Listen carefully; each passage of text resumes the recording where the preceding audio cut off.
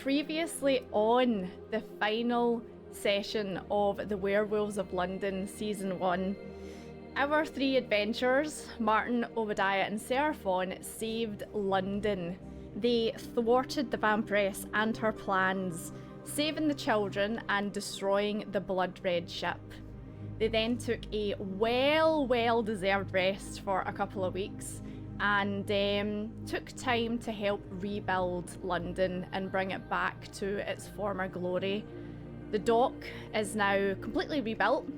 You stayed and helped Daneth and Zolog, and like I said before, it was a real team effort, so the whole of London came together to rebuild the dock and to get things back up and running again. Since then, trade is opened back up, so ships are coming and going, tourism's back, everything seems to be back to normal once again. And we are now a couple of weeks after, and we are catching up with our three adventurers who have just had a mysterious letter delivered to them from a VDT, which turned out to be none other than Dracula himself, Vlad Dracula Tepesh, taunting them and informing them that he is across the sea and has took notice of our three adventurers, and they are meddlings in his century-old plans, and he is looking forward to seeing them soon. So, this is you. Next morning, you have all woke up in the Screaming Mackerel, and it's a lovely, beautiful summer's day.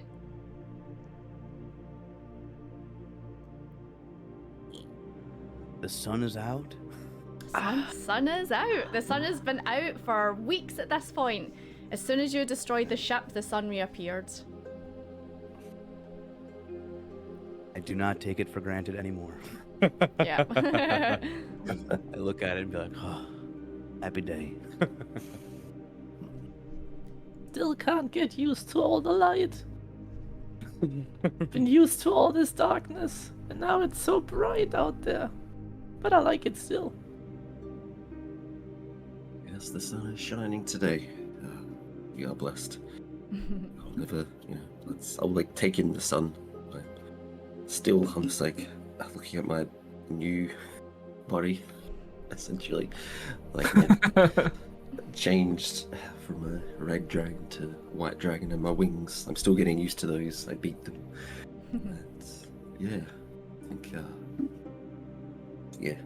I think and turn and head downstairs after getting dressed. So yeah, you all hop downstairs and Ambrose is there, busy as always. The mackerel has become quite the hotspot actually.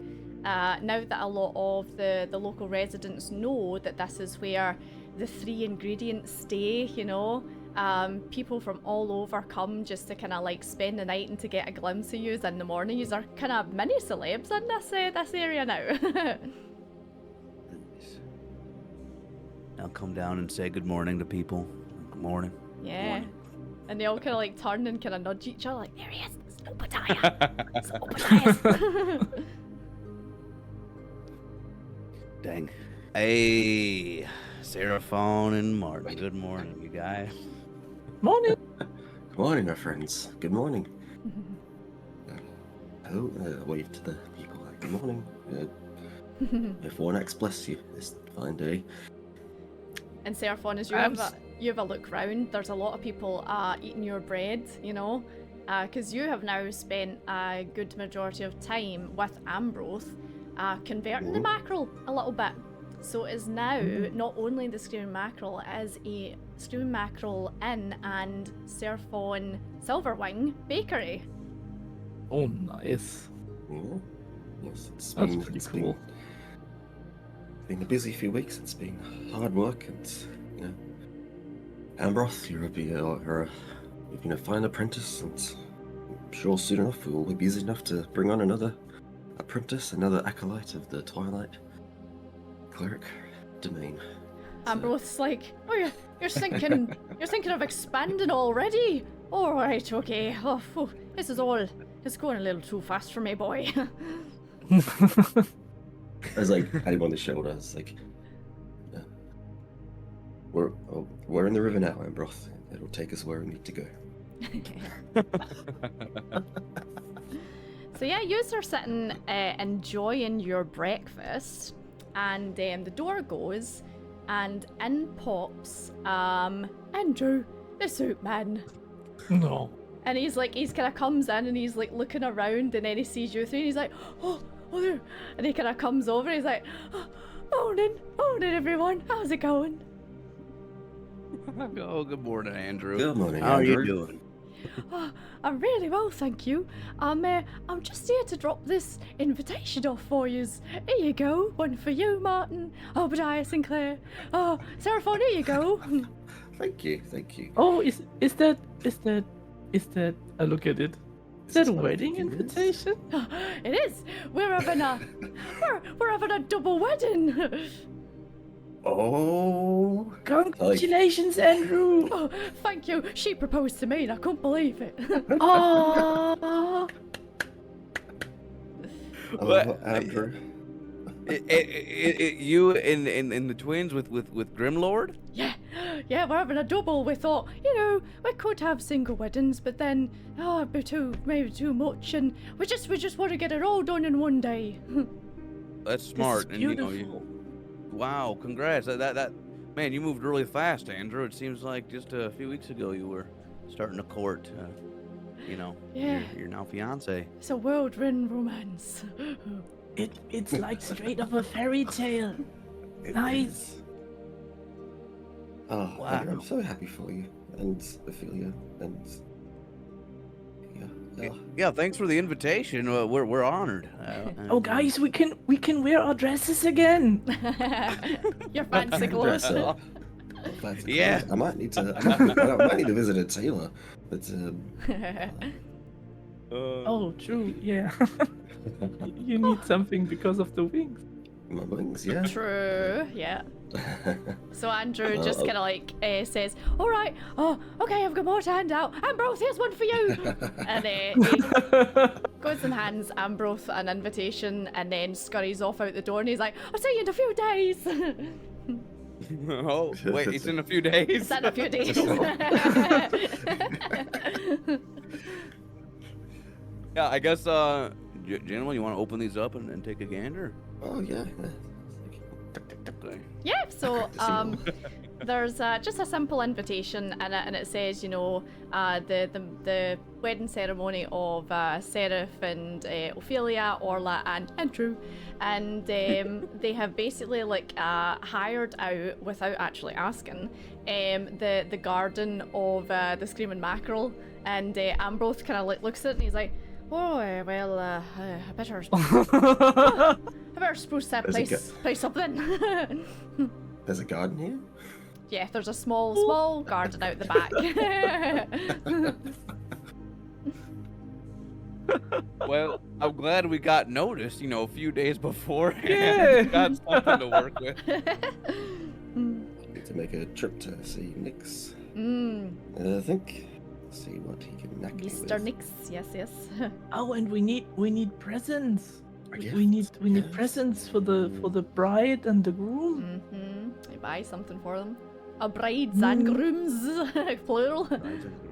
Yeah. Grooms Grooms. and brides. Yes, you're right. You're right, godly DM. You're just like, who's Martin talking to?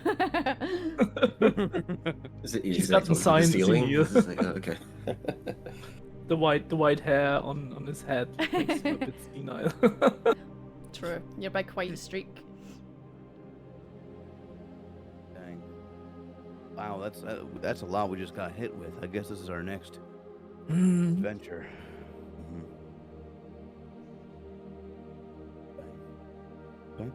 Yeah. Well, So- should we all go in on gifts together on behalf of three of us, or do you want to do our own things, or? Yeah, that's pretty nice. If we just put together, and maybe we can buy something big for the four of them, or maybe for. I don't know how awkward that would be. I know they're sisters and Oh, all, but yeah. maybe treat them as separate couples. Yeah. I mean, Oh yeah, you're right. Yeah, you're right. but that was a good idea. Thank you. So, two medium or two big things. Okay. Okay. Dang. Well, I can put in a lot of coppers. And I put all my coppers on the table. Yeah.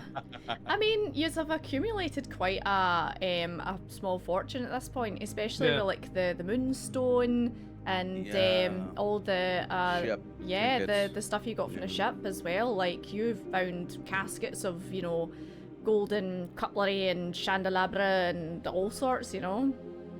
Mm-hmm. Yeah. There's a So lot of good stuff. you do at this point have a small fortune between you. Nice. Never had this much wealth before. Mm. Yeah, it's a novel experience. Well, yes, so we will get something nice for the bears. So should we go to the the expensive hoity-toity market? You know, I feel like we've surpassed the night market now. Why not? Unless you can Let's still do go to that. Nick's though, Seraphon. Yeah. Yeah, well, I think we can visit both. I think it would mean more to the night market if we order from them. I think, but yes, we'll I see mean, what's. Obadiah See what we does, find. you know someone that has a nice hoity-toity establishment. Oh, Old that's true. Reginald. Yeah. Yeah, we could pay him a visit. And Okay. Sarai, it's been a little bit since I've seen him. Yeah. So yeah, it's quite early in the morning, so you know at this point the night market will be setting up. But by the time you walk up there, all the stalls will be out and getting ready and stuff like that. So feel free to take your time and saunter up. Yeah, but go to the night market. I'll make a point to stop by the glowing Glowing pot. Yeah, night market. pot. Margaret. So yeah, he's head out into the lovely morning sun, and you take in the heat and the fresh air as you go out.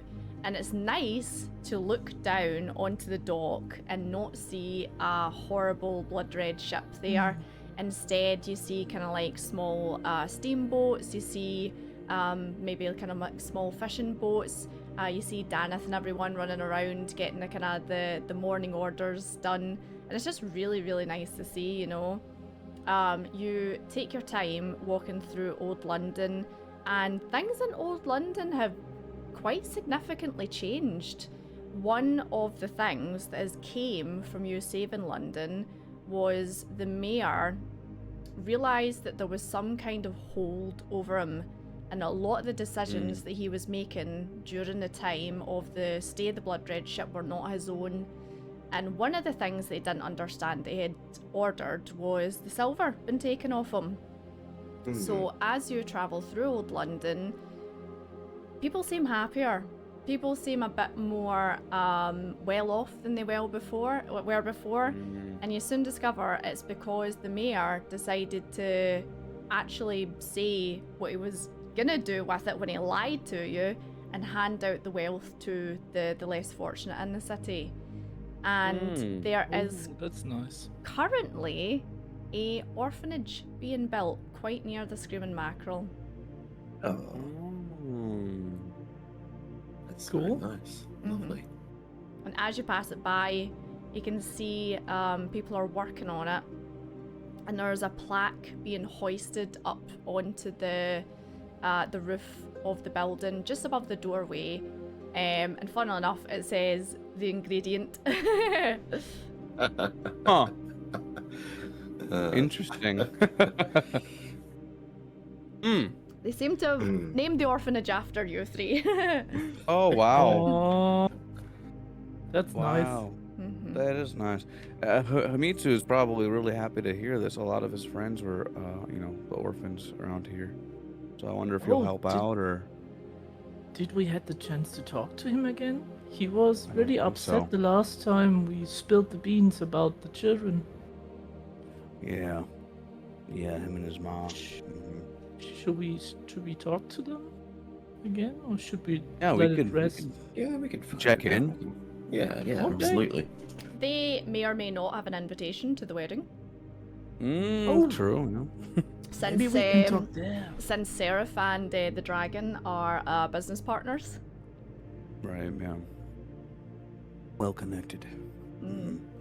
So yeah, you take your time, sauntering through Old London up to the night market, and as you're walking through the streets, everyone kind of like stops and has something to say to you, you know, just to either thank you or congratulate you or compliment you in some way. Everyone seems like really excited to see the three ingredients, you know, and as quite overwhelming.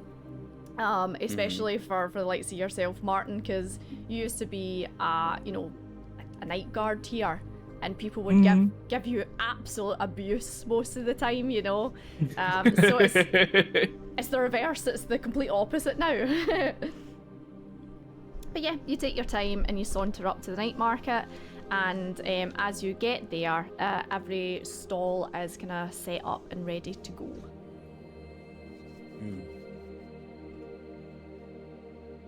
Nice. Well, I'm definitely gonna pop into the glowing pot and see Margaret. Make sure, see how she's doing. Yeah, so you find Margaret stocking her shelves. She now has a fully stocked little establishment. So she's got all her soaps back, all her wee kind of pots and all her wee knick-knacky kind of things. And she sees you and she's like, Seraphon! Oh, Seraphon, is that you? You look really different. What's so? Oh, you're well. This is quite a look. Yeah, this strange things happen when you call upon gods and dragons that have turned into constellations. Alright. Yeah, that happened on the ship. Yes, I unfortunately was dying, and I was saved by divine intervention, and I was transformed. Oh, God bless you. I mean, you look fantastic, if that helps. Oh, thank you. It's I feel good. I have these wings. I can fly. I'm still getting used to it, but I shan't be doing it in London again after a time. No, I won't talk about that. But how are you? It's good to see things on your shelves. Things are coming in again. Oh, I'm glad. I'm glad. It's been lovely, honestly. Thank you so much once again. My shop's fully stocked and things are going back to normal again. Yeah, that's so good to hear.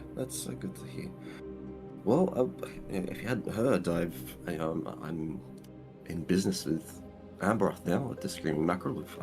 I did opened a hear. bakery. Congratulations. I'll need to make sure thank that I wake up one morning early enough to come down, because I've heard it's in quite high demand, your bread. Yes, please do. Just just come around to the back and to the side. I'll give it a knock and I'll welcome you in, and you can have some bread on me for all you've helped me with. But yeah, and I'll put in a standing order for you for flour in bulk as well for our needs. Absolutely. Let me just get some paper. So she takes your order and says thank you once again for helping her out. And goes back to stocking her shelves. Thank you. Bye. So yeah, you take a wee saunter through, and you see Andrew's stall has a sign on it saying closed for today. You imagine he's going to be running around London like a madman handing out wedding invitations. But yeah, you take a wee saunter through and you see Hughes is open, you see the Salona sisters, and Nix's is open as well. Okay. Well, we can stop in and say hi to everybody, check in on them, see how things have changed. Yeah. Yeah. I have a question for you, because I've still got one of those. I think a couple of those scales left. One? Yeah, two? No, two. One, You've got two. You've got two more. Yeah. Two. Yeah, two left. So yeah. You might have a long-term project. You might be able to do something. So you pop into Hughes, and he's already banging away, and he's like, oh flipping it, it's too small. Ah! How am I gonna make it bigger? Oh, maybe if I use that. Aye, I'll use that. So you can see him like he's gets.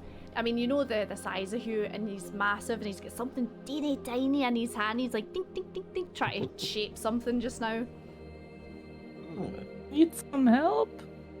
Oh, Martin, wee man, how's it going? Actually, you've got wee dainty fingers. Come here, come here. Okay. So Okay. it pulls you over. Shaky hands, I try to hold it. So he pulls you over and he's like, right, hold still. And he's got a really small silver band and he puts it on your finger and he's like, aye, that looks about right. What do you think for a lady? That's nice, isn't it? So you look closely. I think so. You look closely at it and it's a simple silver band. But it's got some kind of like wee decorative stamps in it, and it's like moons and stars and stuff like that. He's like, This is beautiful. oh, thank you very much. These are I've been commissioned to make these for the lovely couples, and this is for Ophelia, I think. Oh, that's nice. Oh, lovely. I think she's going to love it. Excellent. Thank you for being my model, and he takes it off you. You should yeah, can we expect? I take it. Can't have it. It's no for you. Did you get lucky enough to get an invite from Andrew today? I did. The wee man came running in here like a blue arse fly and threw it at me and then ran back out again. He did the same to us too, all the way at the mackerel this morning. So. Boy, he's getting his steps in the day, I tell you. Yeah, for sure. Yeah, For sure. it is. Well, Hugh, I'm gonna be going into semi-retirement, so but I'll be hanging around if you ever need anything. Just feel free to come find me in the city, and you know, if there's anything that you can think of that you need help with, I'd be happy to help you out after everything you did for us. So. Absolutely, well deserved, Obadiah, as well. Thank you. Yep. Well, we'll see. You know, do you have any good clothes? Do we need to pick up something for you? I don't know if you have any formal attire.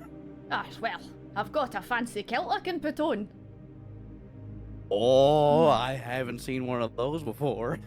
Oh, just you wait, I'll get my knees out for you, Obadiah. They're very lofty. I can really recommend them. They're really great in summer. I just don't know whether there's going to be a breeze that night, because, you know, normally I go... Well, no talk about it, actually. Just try not to do, you know, like the 9 men's march, so too many 12s, I suppose. Aye, don't want to give anyone a shock. I'm sure it's quite a shock.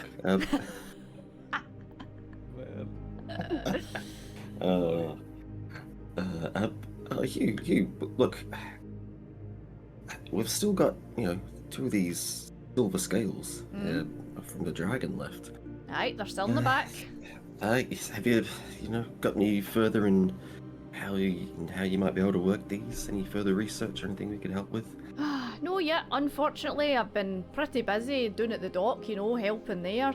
But now that things have quietened down a wee bit, I've probably got some time to start tinkering.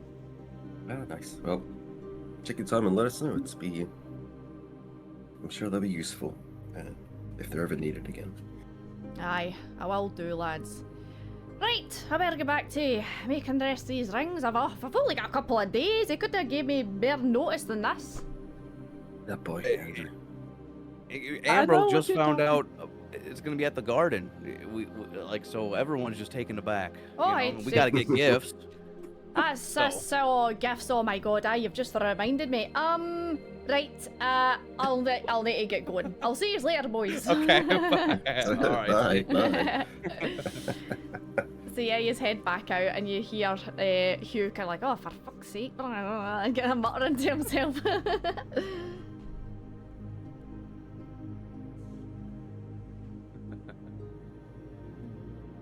All right. Want to go to Nick's or the sisters? Look, I'll pop into Nick's and Okay.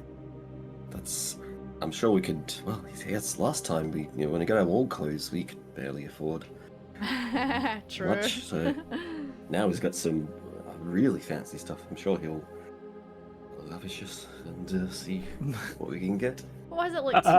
It was like 200 plus gold last time or something, wasn't it? It was Wow, It nuts. was very expensive. Yeah. Expensive stuff. So yeah, you go in and Nix is there, and he's currently kind of like pulling out jackets and like holding them up to himself and kind of like looking at himself in the mirror, you know. And he's like, perhaps this one, yes, goes rather well with the skin tone. What about this one? And he's like pulling ones out. Nix, hello. Oh, dear God, Seraphon? Oh my goodness, is that you? It is. I'm a bit different. A bit different. Oh my goodness me, you look ravishing, sir, if I do say so myself. Well, I'm just like, blushing somehow under my dragon scales. They just kind of turn a slight kind of peachy pinky colour. Yeah. So yeah, Nix is quite taken aback with your new appearance, Seraphon. Well, thank you, Nix. That's brushes with death changes, I suppose. Yeah, but thank you. Can I see? Has he? I'm assuming he's got a. Have you heard about the wedding? And Nix. Yes, my invitation's sort of somewhere. And then you look and there's like just paper and books and everything everywhere. And he's like, I put it down, but I think I remember. Good. Well, look, we've come to shop. We need wedding clothes, and I'm sure you can help us. You came to see me? Oh, jolly good. All right, let me go. Let me go and get my measuring tape. So he runs in the back and brings out his wee bag with like his needles and pens and measuring tape, and he's like, right, okay, who's first? Would you go first, Seraphon? Yeah, I agree. Because of You're the most wings that important. would take, you know, Well, no, I'm not the most important. You have the most changes to your last measurements. Yeah, like he still has Martin and Obadiah, your guys' measurements, because he's got like a book with like your name and stuff like that in it. But Seraphon, he asks you to like stand up in this wee stool and just does the usual that you kind of shoulders, waist, legs, and then like kind of is it, would you like your wings out, or would you like them concealed underneath there? Maybe like a cape or something. Oh, how about the option of something? Well, yeah, I think something with a cape would be nice. When I'm feeling. Perhaps I could do a cape with a split down the middle, so if you feel inclined to pop your wings out, how would that suit? I love the idea. I love it. Wonderful. Now, as far as color goes, you have changed quite dramatically. Might I be as bold to suggest a deep silver of some sort? Look, Nix, you are the one who knows the best. I trust you with what goes well. So silver sounds great. Right, perfect. Well, we only have a couple of days, so I will get at it post haste. All right, I shall see you back here in a maybe 2-3 days. How does that sound? Sounds great. Thank you, Nix. So yeah, he closes up his wee book and takes his measurements and starts pulling out these massive rails and kind of spools of different materials. And then you can see him just like, he's in his happy place right now. He's like, doing all his wee kind of like measurements and stuff. And yeah, a couple of days and your suit should be ready. Nice. Very good. Well done, Seraphon. I didn't do anything. Standing there looking pretty is a talent. Yeah, it's my new look called Blue Steel. Blue steel. He can turn left. Oh, yeah. But before I go, I'll get more of those wild haggis cigarettes because those were banging. So yeah, he's basically like, oh, to on the house for the saviors of London. Oh, hell yeah. Aw. Cheers, brother. I'll see you and we'll smoke some together. Oh. Yeah, Oh, Martin, how is that the bag treating you? Is it to your liking? Oh, Philip, say hi to Nix. So Philip just like you hold him up and an eye just like pops open and he's like and he's like oh my, it was a mimic. Oh, all right. But for now, he's really nice. All right. 2 seconds, I have something. So he disappears into the back and he brings out this teeny like small blue bow tie and he like attaches it to Philip and he's like, now you're presentable for the wedding. Yeah. And Philip's just like I give him some money and some treats. you and Philip have bonded over your love of sweet things. No, he's my best friend. Mm-hmm. Besides the free ingredients. So yeah, you head out of Nix, and it's said just to come back in a couple of days' time, and all your stuff will be ready.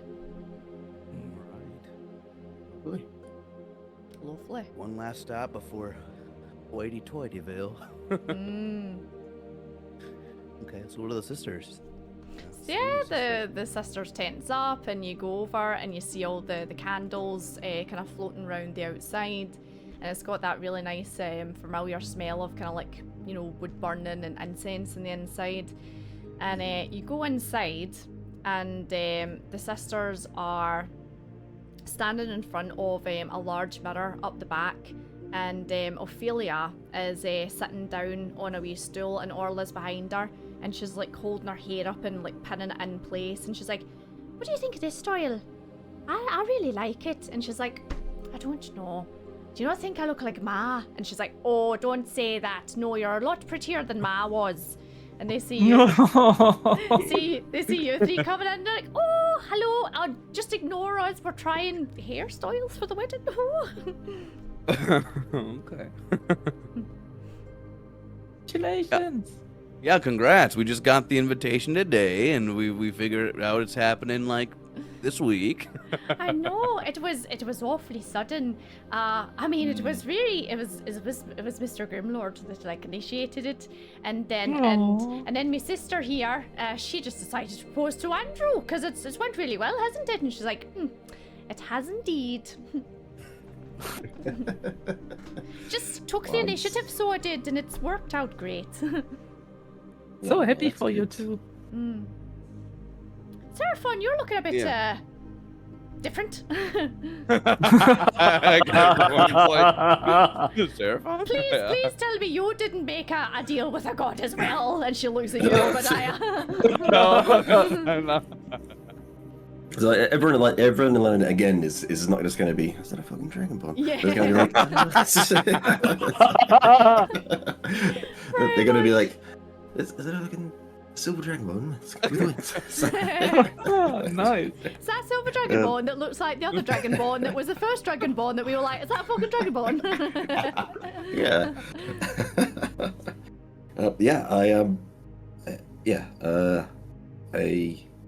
It saved my life. I nearly died on the ship, on the boat, and I was saved by Saluna, and now I look like this.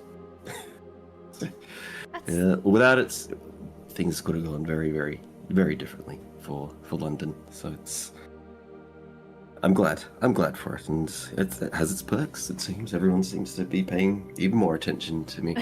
But thank you. But I'm glad for you both. It is. I'm glad, happy for you both. That all four of you, in fact. That's getting married and you found love in a dark time.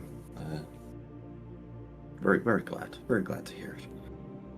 So yeah, if you need anything, we're going to be open, but then obviously we'll be shut for a couple of days afterwards because we're going to go on maybe a little honeymoon.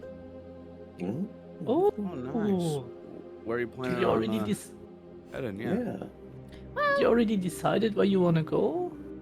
Not really. So after the wedding, we're just gonna go down to the docks and see what boat's going where and go on our own little adventure, I think.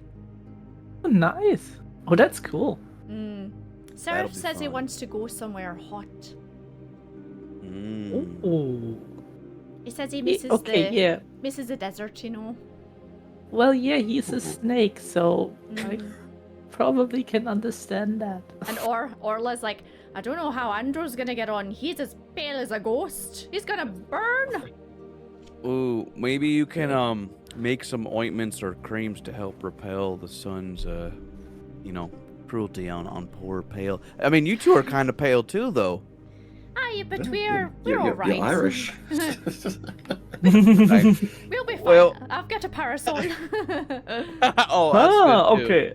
Cool. Yeah, I'm going around too. I'll be going into semi-retirement, and but I'm free for you two. When you come back after your honeymoon, if you ever need any jobs done or assistance, just call on your old Uncle Obi, okay? And I'll be here for you. So. Oh, thanks a lot, Obadiah. We really appreciate it, and Yes. thanks again, you three. It was something special you three done. Absolutely. Yeah. I mean, we couldn't have done it without your help. I mean, when we first got together, you helped give us the potions, and I got bit like 30 times by werewolves, and you helped cure that too. That was, I'd be a werewolf right now if it weren't for you two. So, yeah, we're just glad that you two are safe, and you're free from the spirit attack, and yeah, it was a good relationship on both sides for sure. So yeah, they say, if you guys ever need anything, their door's always open to you.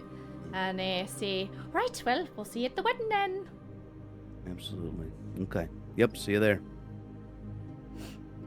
So yeah, you just head out into the rest of the night market, and place is jumping. It's absolutely jumping. It's probably the busiest you've seen it since you arrived in London. Martin, you haven't seen people look this happy in a long, long time, considering you've worked here for a number of years. And actually, as you're walking around, heading up towards the nicer part of London, someone approaches you, Martin. And it looks as if this is your commander. So the person who you used to work with during the night shift, and the person who came to you the day that the ship arrived and let you go from your position. Wow. He's like, and he's in full uniform. Wow. So the Night Watch is re-established?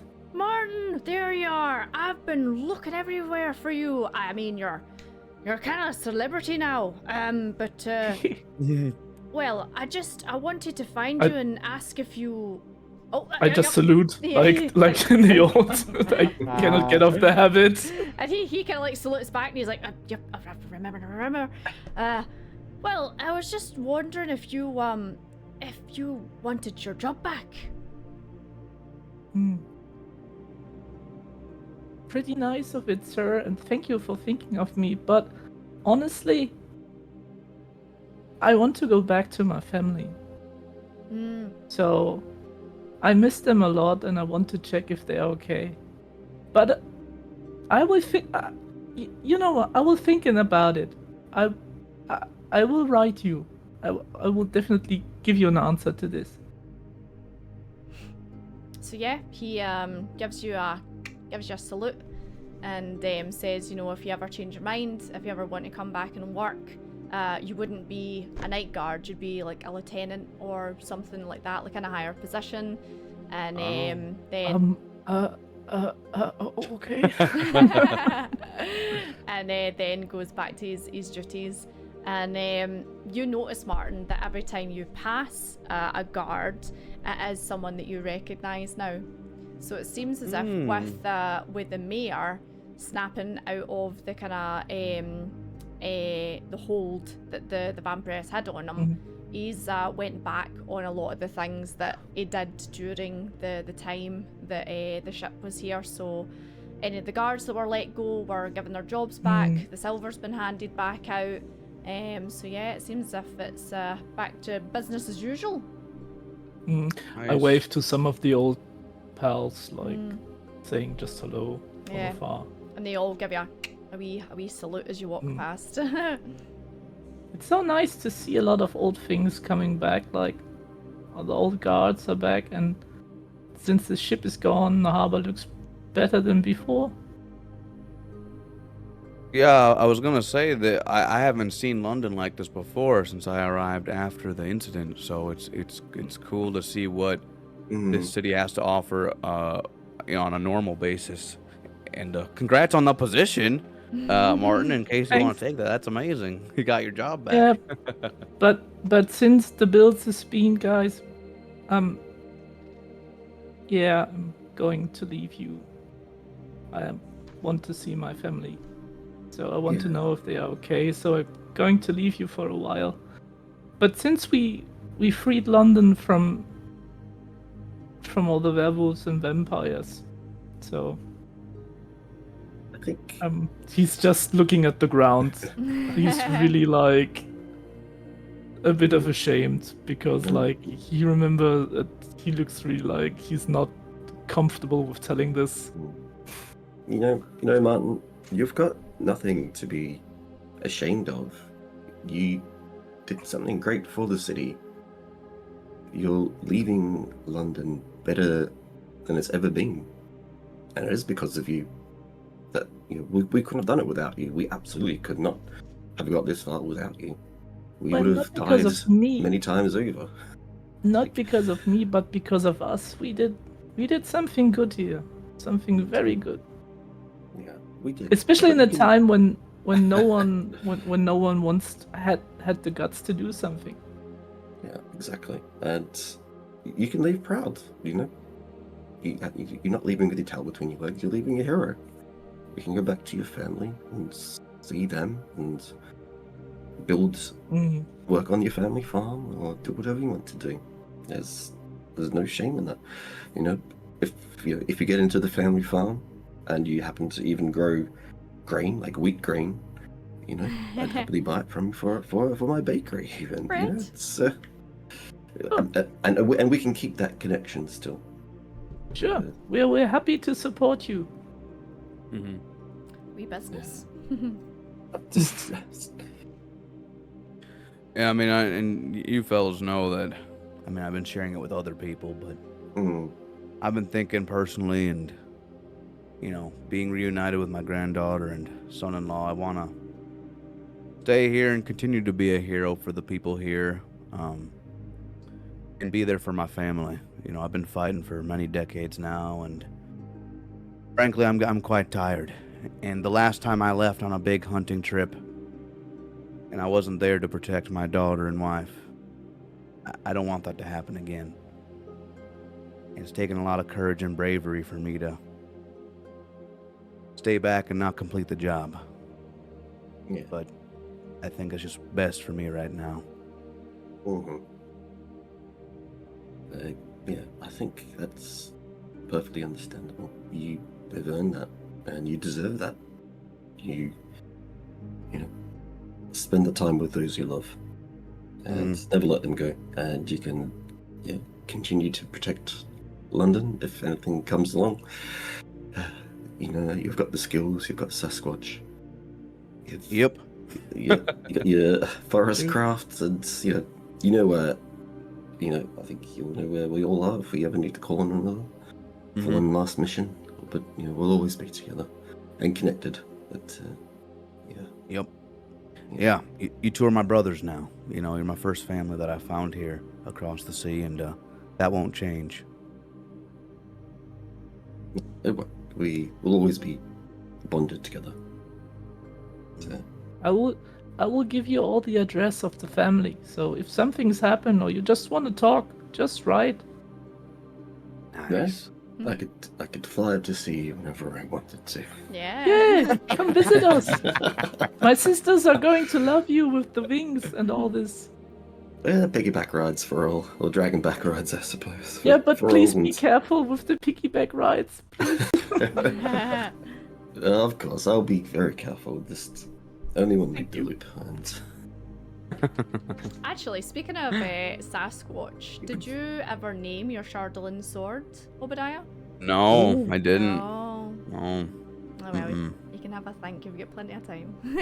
Yeah. So mhm. yeah, you pass through Old London Night Market, past the mayor's office, and it's not like heavily guarded or anything like that. It just seems like people are running about doing their business, and yeah, you head into the nicer shopping district, and as you go by, people here before, when you came through here, if you remember right, turned their nose up at you and would, you know, give you a wide berth and sway away from you.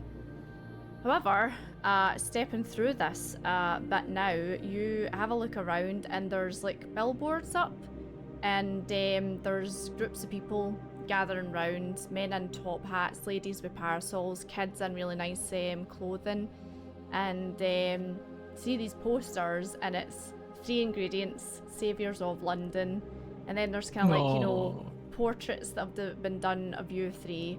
Not exactly what you look like, but close enough, you know. And it's the local newspapers have been writing about you 3 non-stop, and about, you know, what's transpired, and, you know, scandal of London, Lady Dawnstock found alive and safe, and yeah, something. Oh yeah, we never. I forgot about her. Oh, there Actually, She is. We found her.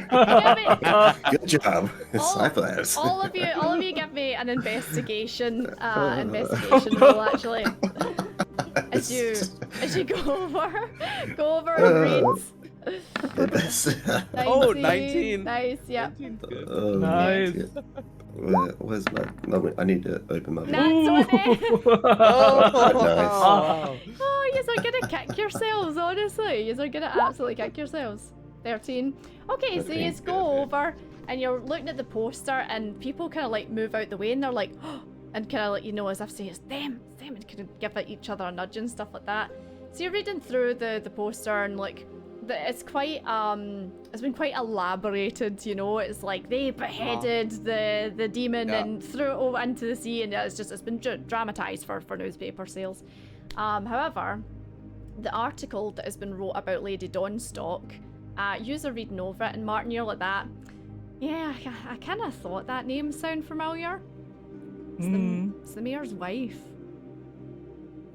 Oh. The mayor's wife in this article was thought to have ran off and had an affair, but it turns out, like Ophelia, she had been kidnapped and was on the ship. So Well, it's a good thing we just didn't burn the ship down and check Yeah. things over. So it seems like that was also part of why the mayor was acting so Under the sway. Yeah. hostile towards you 3, because his wife was being held captive. Wow. Dang. Oh, that cheeky bastard. He has a wife, but he has also a bastard son. Yeah. Oh. Yeah. That's Fox. Now you understand why the dragon did not like him. Yeah. Yeah. Oof. Man, politics are way above my head. So yeah, you travel through the rest of the shopping district, and there's like, you know, shops and that do like, you know, like clothes and fine kind of jewelries and instruments and stuff like that. And then eventually you come to Reginald's store, which is called Steel Sterling jewelry store. And it's got 2 lovely big glass panels, and you're having a look inside, and Reginald's inside, sitting behind a desk with a couple of kind of bits and bobs in front of him. So Obadiah, you kind of like prepare yourself to walk in. All right, boys. Let me handle this. You can do this. Pulls out his great sword, kicks in the door. I'm here to talk to you, boy. Oh, I'm gonna give you a slap. push open the doors and walk on in. Yeah, it's like Aragorn walking in the Lord of the Rings, you know. And Reginald kind of like sits up and sees you and is kind of like and like tidies his desk a little and gets himself up and pulls his shirt tight and squares up his tie, and he's like, Obadiah. Good morning, Reginald, and I'll give him a smile. And he kind of like tentatively gives you a smile as well. He's like, good morning. Yes, how's the business? Getting there, thank you. How's hero life treating you? Okay, it's good. We actually came because we got invited to a wedding. Oh. Did you get invited as well? To Grimlord's wedding. I did not know. Because if you remember right, the first time you seen Reginald actually was him storming out of Grimlord's office. So Yeah. two of them might not be on the best of terms. I saw him at the dragon's place, unwinding. Okay. And he's like, Well, no, I did not, but jolly good. Are you here to buy a gift or? well, yeah, or maybe get some help. We wanted to get like gifts for the couples, you know, and so obviously you came to mind. And okay, enough with the bullshit. That's not the only reason I came here today, Reginald. And you see him go stiff as a board, and he's like, oh.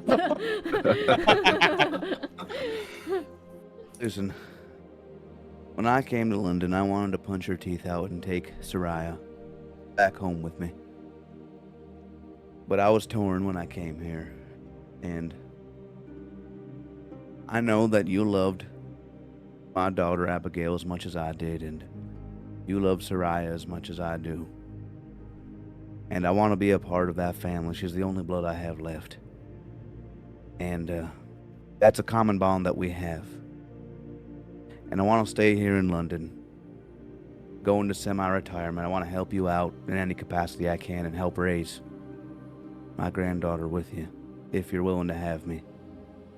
And we don't have to be best friends, but I'm willing to develop a relationship with you as well. So yeah, you see him, when you say, you know, I was wanting to punch your teeth out, he kind of like, you know, like starts to shake a little bit. Because you are quite intimidating compared to Reginald, you know. He's just Yeah. kind of run-of-the-mill rich businessman, you know. He's never been in confrontation or a fight before. But as you talk about, you know, wanting to be in Soraya's life and how you're hoping that your relationship over time can maybe work, you see him kind of like relax and soften a bit. And he's like, yes, let me start by apologizing, Obadiah. I was distraught when Abigail died. And if I'm honest, I was angry at you for not being there and not protecting her. I was here, I was a million miles away. And when I heard that Soraya was still alive, I didn't trust you to protect her. Hence why I brought her here. I thought that I could give her a better life, and that was my intention. But I slipped into a little bit of a depression. I started drowning my sorrows in drink and other substances. And that's how that woman was able to take hold of me. She's seen that I was weak, but I had money, and she sunk her teeth in, literally and figuratively. Mm. And I'm sorry for that, but I am sorry that I was so weak and couldn't protect our family. You're absolutely forgiven, Reginald. And I felt the same way. You know, it was tough not being there, coming to see them. And I still hate myself, and I don't have closure, and I don't think I'll ever get closure for what happened. You know, I left that all behind to be here for Sarai, and I guess now for you too, so we can just move forward and do our best and be there for that sweet little girl. So I'll hold out my hand. Oh. So yeah, he steps forwards and shakes your hand, and says, "I'll tell you what about Aya. Saraya's desperate to show you her ponies. She hasn't stopped talking about it since you came to visit that time. Why don't you and your friends," and he kind of like looks over your shoulder and sees you two stand outside. Why don't you join us for dinner tonight? And please let me take care of the present for the couples. I insist. Okay. Well, Does that sound okay with you guys? Perhaps I this figure we will. can do, yeah. Perhaps this will help mend my relationship with Grimlord as well. Yeah, especially if it's, on behalf of us and you. Yeah, I think that's a good idea. Right, okay, right, About that though, what did happen between you and Grimlord? What went on there? Give me a persuasion check. See if we'll spill the beans. Come Might on, have to- come on. Oh no. Oh, Six. damn it. Let's just say I was seeing a man about a horse. Okay. Ooh. Oh, okay. So yeah, he's like, so let's say around 7 o'clock tonight, dinner. Saraya can show you her ponies then, and we can have some cake and tea. Okay, sounds good. See you then. So he says, thank you again, and gives your hand another shake and waves to you, Martin and Seraphon, as he lets Obadiah out. And he's been invited for Dundons. Supper. Wow. Lovely. We'll Was not have to expecting bring that. some wine. You did great, Obadiah. It was. Dead. You know, I was terrified the last few weeks and months. Finally do that, and man, it's a huge load off my chest. I feel younger. Do I look younger to y'all? A little bit, yes. You do. Damn. You've been a bit straightened, like you were. Mm. Bit buckled people, but now you're great. Yeah, I hope you don't mind. I mean, you guys are my family now, and I'm sure Saraya would love to see a dragon and a halfling, and that she's probably really excited to get to know you too. Yeah, I'm looking forward to knowing her. Mm-hmm. Cool.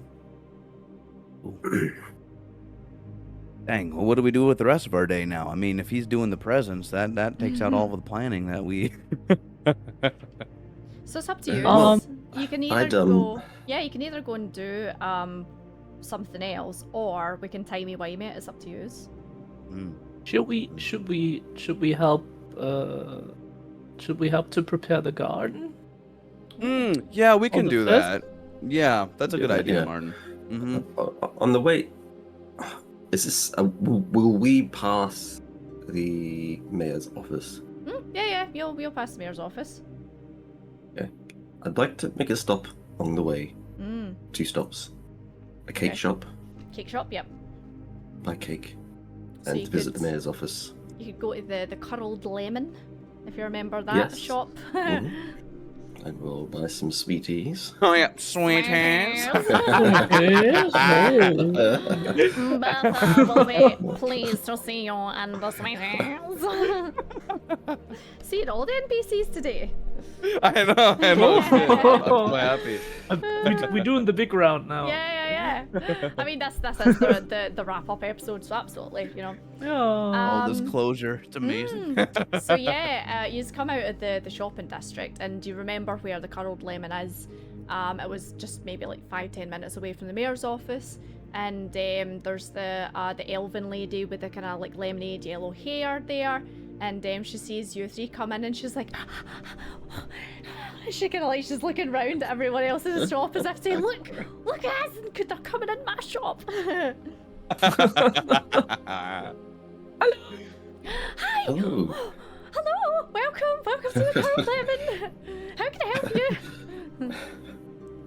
Well, my dear ladies, we'd just like a selection of cakes, please, and sweets. A gift for the mayor's office. Oh, for Bertha, of course. Let me go and get some stuff.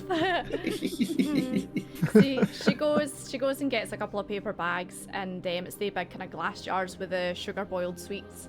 She fills a couple up with like different flavors and stuff, and they've got these kind of like glass displays with all these like kind of small cupcakey kind of things. So she just like grabs a small selection, puts them in a box, and she's like, anything else for you?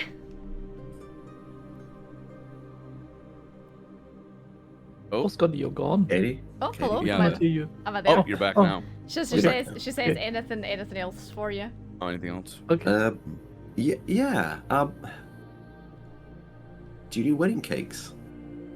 Yeah. Wedding cakes. Well, can we commission one? It's a short turnaround, but 2 days to be delivered to the Screaming Mackerel. Oh. If you know where that is. I mean, normally it would take longer, but for the 3 ingredients, I'm sure we could make it happen. Aw, thank you. You're very kind. Thank you very much. It's... Actually, would you mind doing something for me, please? Mm-hmm. Can Sure. I have an autograph? Yeah. Yeah. And you know course. what? How would you like an endorsement from the 3 ingredients? Because you know this this is the only sweet shop that I've been to, and it is absolutely my Yeah. favorite. She So- just about faints when you say that to her. So I'm gonna like get some paper out and be like, my name is Obadiah Sinclair, and this is my favorite sweet shop in all of London. And I'll sign it. My God. So yeah, she hands the paper to Martin and you, Seraphon, and she takes it off excitedly and like puts it behind the till, a pride of place, you know, for all to see. Oh. She wraps everything up and slides across the desk, and she's like, "Here you go. Oh, and wedding cake. 2 days. Is that all right? Yes. Yep. All right. Perfect. Awesome. We'll get to that Thank right you. now." You see her kind of like Thank you so much. scurry Yeah. off into the back. Oh. She forgot the charges. Oh, I'll see some gold. I'll see We some don't know gold on what the it counter. costs. I'll leave some gold on the counter. I'll just be like, I Yeah. hope that covers it. And yeah. You It's would like, you would imagine it would be like, you know, maybe like 2 gold or something. I'll just I'll leave some gold and like shrug. It was like, yeah, okay. Right. You know, Seraphon, how skilled are you at? I know you make bread and stuff, but have you like made cakes and sweets before, or is that kind of outside of your? Like it's I can make them, but I wouldn't want to share them. I don't think they'd be very good. I can make sweet breads, enriched breads like a brioche, or you know, like spiced fruited buns and sweet buns. I can make iced. I can make iced. Oh, okay. I need some. What have I started? What happened? So I was like, pull out my notepad and I was like, okay, sorry, about that, just So, I was like scribble down like a recipe, and I was like, when inspiration strikes, you must write it down, Obadiah. I apologize, but yes, I'll try some things, and you'll be the first to know. Ooh. Yeah, I was just shocked because I felt like you would be, that'd be in your wheelhouse, but, maybe that's something that you can expand into. Yeah, maybe. I might be able to partner with the lemon curl, the shop. Yeah. Wow, you just want to do business with everybody in London now, don't you? Look, You really got that entrepreneurial mindset. I don't know what changed. Why not? It's about spreading the love and influence of Fornex.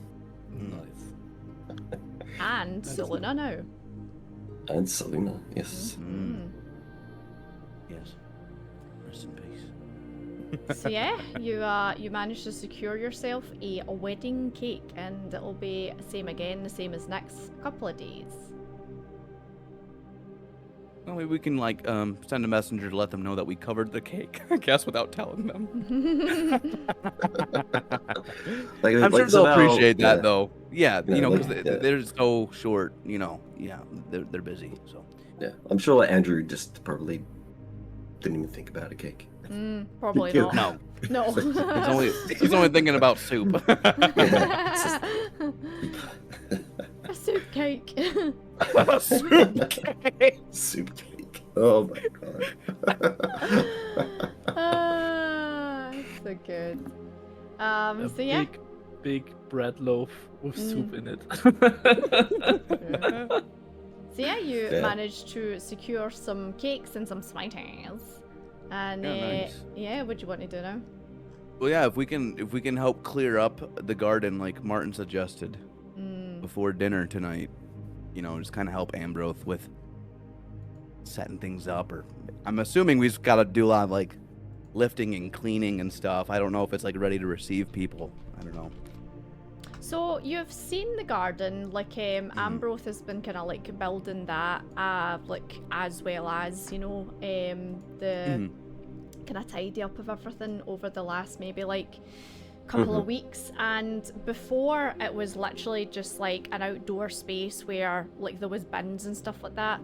But now he's kind of put some tables, some chairs. There's a couple of kind of plants and stuff like that. So he's really kind of tidied up, but.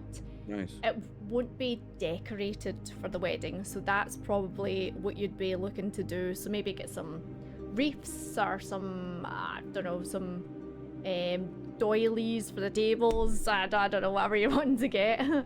You know who we could enlist to help you guys? We know someone that can fold up some decorations to hang. Oh. Our boy Hamitsu. That's a good idea. Yeah, that's a great idea. Yeah. And, maybe we could get all the orphans to help too. Yeah. Like a big whole project. Nice. What is it they say? Yeah, many hands make light work. I think that's the saying, isn't it? Yeah. Yeah, that's it. That's a good idea. Yeah. Let's do it. Yeah. We gotta check down Hamitsu. Yeah, we'll try and track down Hamitsu then, DM. Yeah, okay, so you head to where then? Because if you remember right, Hamitsu's place kind of opens up later on, because it's the amusement for the kids. So this is kind of maybe afternoony kind of time, so you're talking a couple hours before it maybe opens up. Yep. We could try the dragon lady. Might be hanging with his ma, because I think he was there before. Remember, he walked in on us. So maybe he hangs out there before going to work. Yeah. Well, we better get change as best we can if we're going there. Yeah. You would imagine with your guys' status now, you probably wouldn't have an issue if you were to turn up dressed the way you were. But we should, because everyone else does. Yeah. Boy, look fancy. So yeah, Yeah. Okay. you can nip in somewhere and get changed quickly, and then Nice. make your way over to the Akurio, the red dragon. And yeah, it's open for business during the day for the mahjong parlor. And same again, you guys turn up and Yuna immediately is kind of like, you know, as if to say, oh my god, there they are. And they were here before and now they're back, you know. And she's kind of like looking at you, Seraphon. And she's like, hi, oh, hi, are you here to play some mahjong? Should I set up a table for you? Free of charge, of course. No, we're actually looking for little Himitsu, if he's around. Oh, Himitsu, I think he's maybe downstairs with his mum. Yep. Okay. May we see them? Yeah, I don't think she's got any appointments. Let me take you through. So she takes you through the centre to take you up to the back. And as you guys walk through, it's like the parting of the Red Sea, you know, people basically like kind of stand and look and like kind of separate as you walk past. And Nice. yep, she takes you down the stairs, and the smoking den has been transformed. It is no longer an opium den. These the beds, the kind of like chaiselongs with plural of chaiselongs. The chase. Yeah. They've all been taken out, and there is bunk beds here now. And as you go Cool. down, there are a bunch of kids running about down here. A couple of them are sitting in a little circle with some books. A couple of them are like playing cards or mahjong. It seems as if this is kind of nice. like maybe temporary housing for them until Yeah. until the orphanage is all built up. And Cool. Himitsu's there. And he's kind of like standing, like talking to a bunch of kind of boys his age. And his mum's there. She's sitting at her desk with this mound of paperwork on top. And what's his name? Mr. Pindick, the goblin's there as well, like handing her paperwork. Because she looks a bit like you've seen her. And she's a stunning lady. You know, she's always got her face on and her makeup on. But you look at her and you're just like, yeah, there's kind of a couple of hairs out of place, and you know her makeup's a bit kind of smudged. She looks tired. Yeah. Mhm. Dang. Madam, I tip my hat. Hello. Obadiah, Seraphon, Martin, good to see you. How can I help? Yeah, well, we'd actually like to speak with your son, if that's okay. Of course, yes. Himitsu, come over, please. And you see Himitsu turn around and he kind of like runs over, and he's like, yeah, Mum. Oh, hello. Oh, Martin, Obadiah. Whoa, Seraphon, wow. Whoa. You look really, really different. Thank you. But I feel exactly the same. It's good to see you though. It's good to see you, and things are changing around here. It's good. Yeah. So be- we've got a bunch of the kids from the ship. I'm learning French. Oh, that's great. Well, let's hear some of it. What you got so far? Oh, bonjour. Je m'appelle Himitsu. I'm getting there. Wow! I didn't understand Very anything good. except for Himitsu. That's great. We actually wanted to enlist your help, Himitsu, and the rest of the children here, if they want to do like a fun project while they're waiting for the orphanage to build. Uh-huh. We're having a wedding, and one thing that we really need help with, well, not us, Grimlord and the Saluna sisters, and Andrew the And soup guy. Andrew the soup, yeah. Grimwell's not marrying both of the sisters. That's That would be also an interesting twist of turns.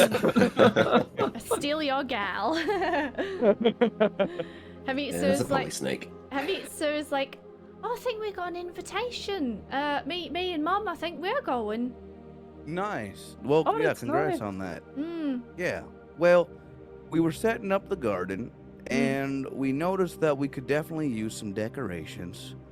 And Oh. I know that is something that you are good at doing, and we would love for you and the rest of your friends here to hold up some, maybe some paper rafters or whatever you can think of. I think you can just have free reign over whatever you want to make. I don't know, unless there's a theme you guys can think of, gentlemen. Yeah, I mean, I could definitely do that. I could make like wreaths, and I'm really good at making paper flowers as well. Oh, yeah, that's a lovely that's a idea. nice idea. Okay.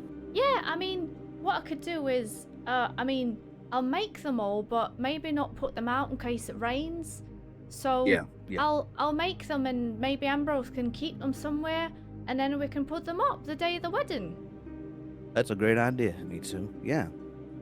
Do you think the kids here would be excited to help out as well, and that would be good for them to work on? I think so. I think Mum would be excited as well because, I mean, she's stressed because they've been running around here for days. So It'll give them something to do. Yeah. it'll get them out of here, and it'll get them out of Mum's ear for a little bit as well. Nice. Okay. How is everything outside of, the big changes? How have you been?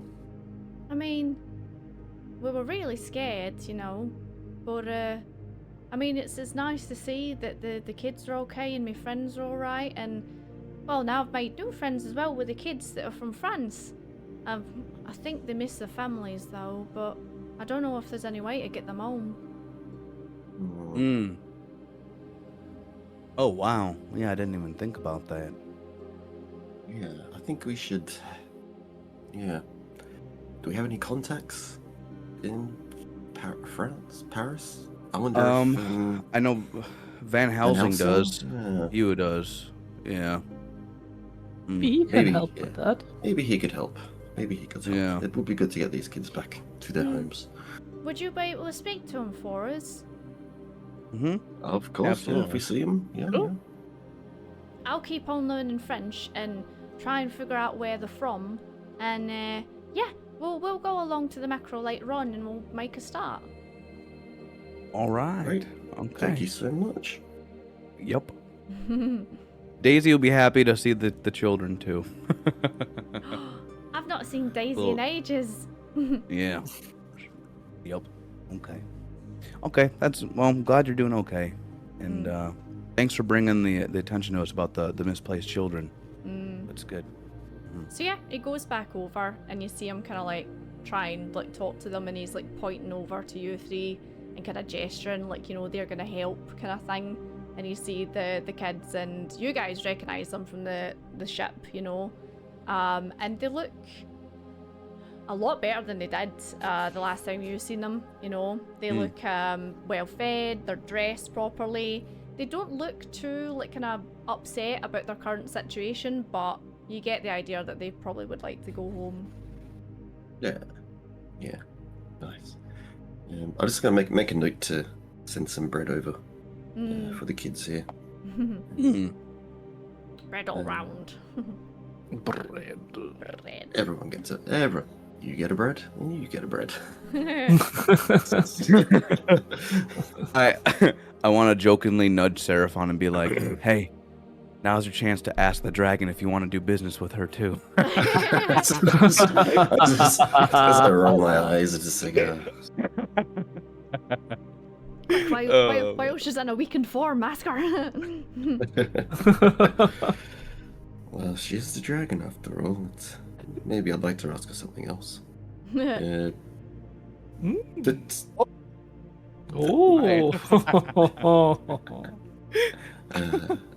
look, we've got a job to do, and I need to make a quick stop, if we can. I need to see Hugh again. I need to just quickly. I'd like to ask him. I'd like him to commission a new warhammer. Okay. Sure, let's go back. Yeah, so you say goodbye to Mitsu and the dragon, and Mitsu says he'll get straight on to the decoration making, And it's easy enough, you know where Hughes is, so you nip back in, and he's made progress. He's got his wee kind of like wee lumps of silver out, and he's starting to kind of like measure them and cut the circular shapes in them. So, Hugh, hello, sorry, it's us again. Oh, hello. Hello, it's me we'll again. just- That's it. Oh, you're a funny man, you're a funny man. Aye, that's what the ladies say. Look, I just, the thought struck me earlier, with, you know, obviously what we've been through on the ship, and, you know, being sent a nasty letter from someone who doesn't like us. I'd like to commission a weapon, please. Now you're to- talking. To forge for me. So I've got my, well, I don't have it on me, my warhammer, but I'd like a warhammer. I would like it to be silver. And I'd like it to have its two ends. Its traditional warhammer end, and the other end, a stake, a silver stake. Alright, I'm picking up what you're putting down, lads. You see, Aye.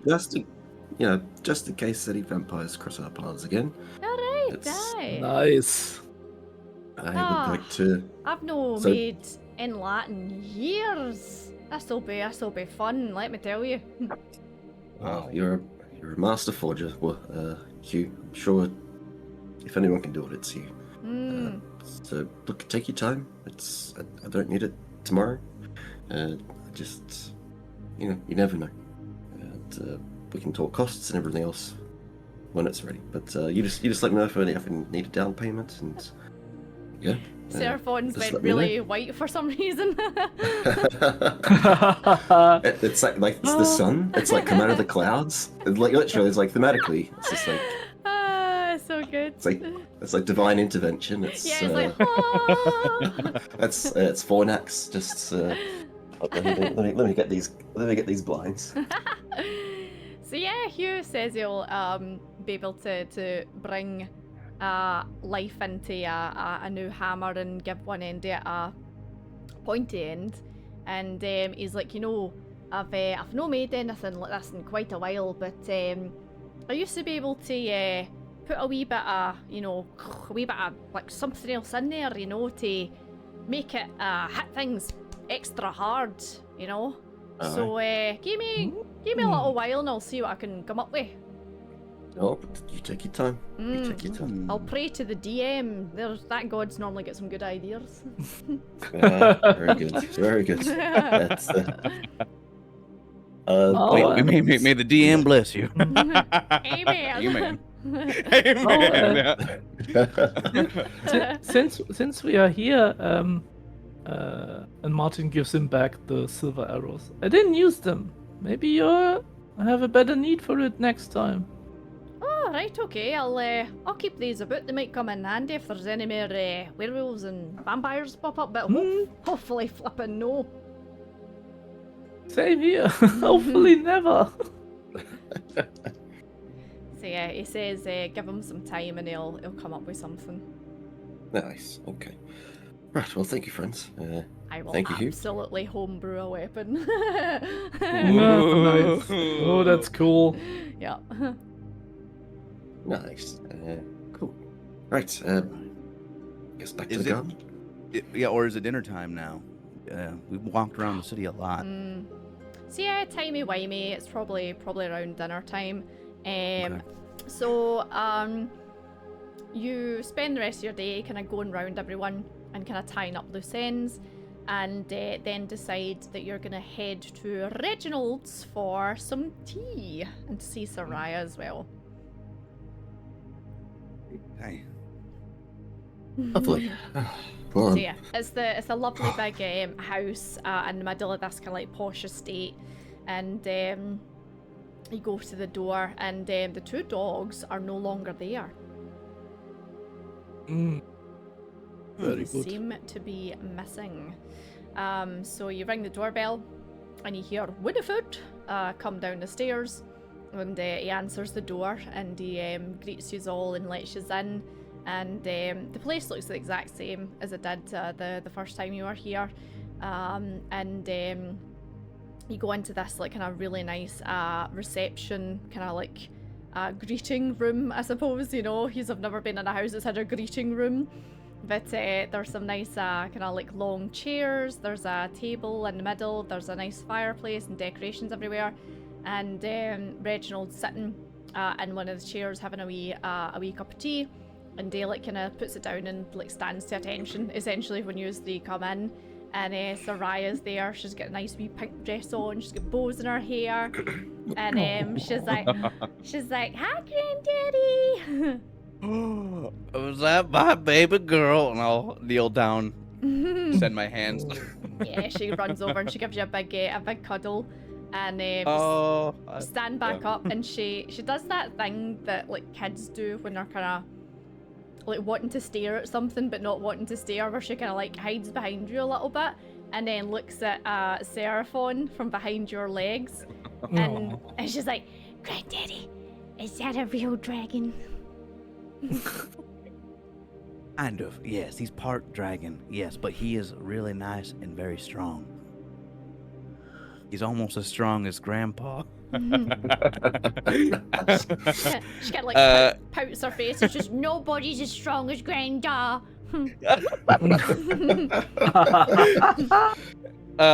Yeah, Seraphon, you can like introduce yourself, like I guess for the first time. I don't know what she remembers from last time. Yeah, this is Seraphon. Seraphon, say hi to Soraya. He's really Soraya, it's a pleasure to meet you. Mal, my name is Seraphon. She does a wee kind of like curtsy with her dress. It's very nice to see you, and I'm glad that you're feeling better after an interesting time. And I hope you're feeling well. Yeah. Martin, you're probably like kind of maybe like same height as Soraya, I'd imagine. Mm-hmm. So yeah, she comes over to you and she's like, "Nice to meet you, Mr. Martin." Oh, drop the mister. It's nice to meet you too. I heard a lot about you. You as dashing as everyone told. She kind of like twirls her hair and she's like all shy. And Reginald's like, "Right, well, supper will be ready in about 15 minutes. Soraya, would you like to show Granddaddy your ponies?" She's like, "Yeah, I want to show Granddaddy my ponies." Okay. Yeah, Seraphon and Martin were also wanting to see. We're very eager. Please show us what you got. So yeah, she takes you through the house eagerly. She like grabs your hand and like pulls you along, and you go out, and it's a massive back garden they have, and very much like the front garden, they've got like a centerpiece and all the kind of like trees and stuff like that. And then up the back, they have like the pony pen, I suppose, you know. And there's kind of three ponies in there, and she kind of like hops over the wee fence and like brings them over like one at a time and like introduces them all to you. And she's like, "This one is my favorite. His name is I can't think of a name. Granddaddy, can you name him for me?" Oh, this one shall be named. Oh, crap. Put you on the spot because I couldn't think of a name. Crab. Oh, Crap.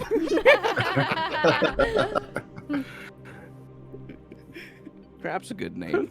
Granddaddy, that's not a nice word. Oh no. Okay, well, I'm glad you know that. Mama told me not to say that word, Mama. Okay. How about Sweetie? How about Sweetie? Okay, I can call him Sweetie. Yeah, there we go.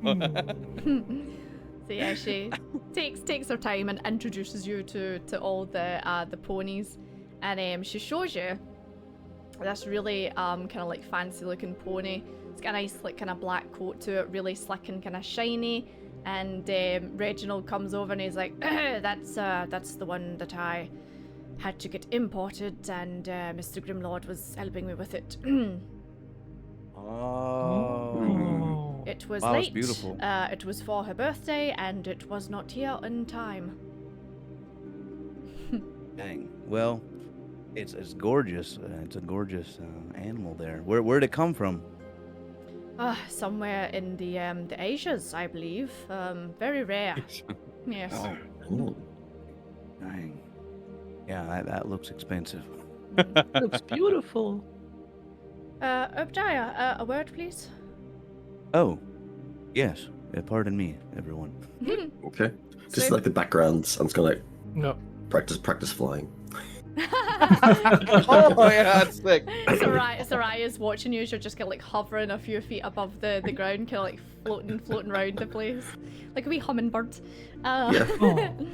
But yeah, Reginald pulls you over to one side, Obadiah, and is essentially like, I spoke with Soraya this afternoon because after we had our talk, I just wanted to see if she remembered anything from our time with the lady, and luckily it appears as if she doesn't have any memories of what happened. Well, that's great. Well, it's a fresh start then. She for all of us. remembers coming here, and she Right. remembers being here for a while, but as far as meeting with the lady, she has no memory of it. Okay. What about you, Reginald? How have you felt? What do you remember? I unfortunately remember everything. Believe it or not, Obadiah, she wasn't cruel to us, as hard as that sounds, and this sounds ridiculous, but I think she did like us.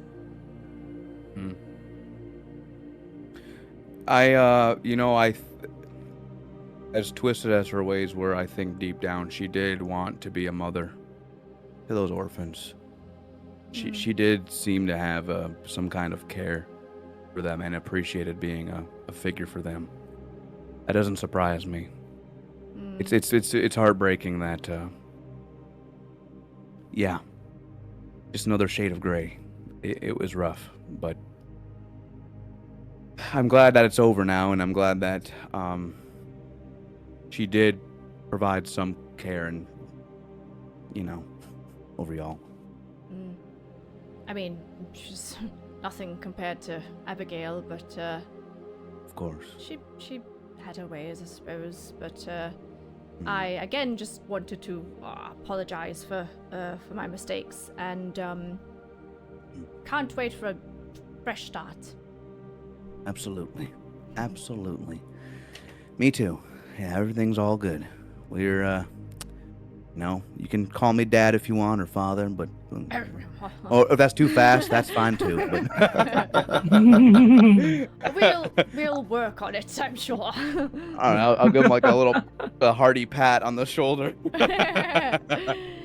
So yeah, Right. you wrap up with Reginald, and then Winifred comes and announces that supper's ready. You go inside and you're shown to the dining room, and yeah, it's 3-course meal, so it's like soup and bread, and then like a roast dinner, and then a dessert as Wow. well. And Wow. Reginald essentially asks you, Obadiah, if you're planning on staying here.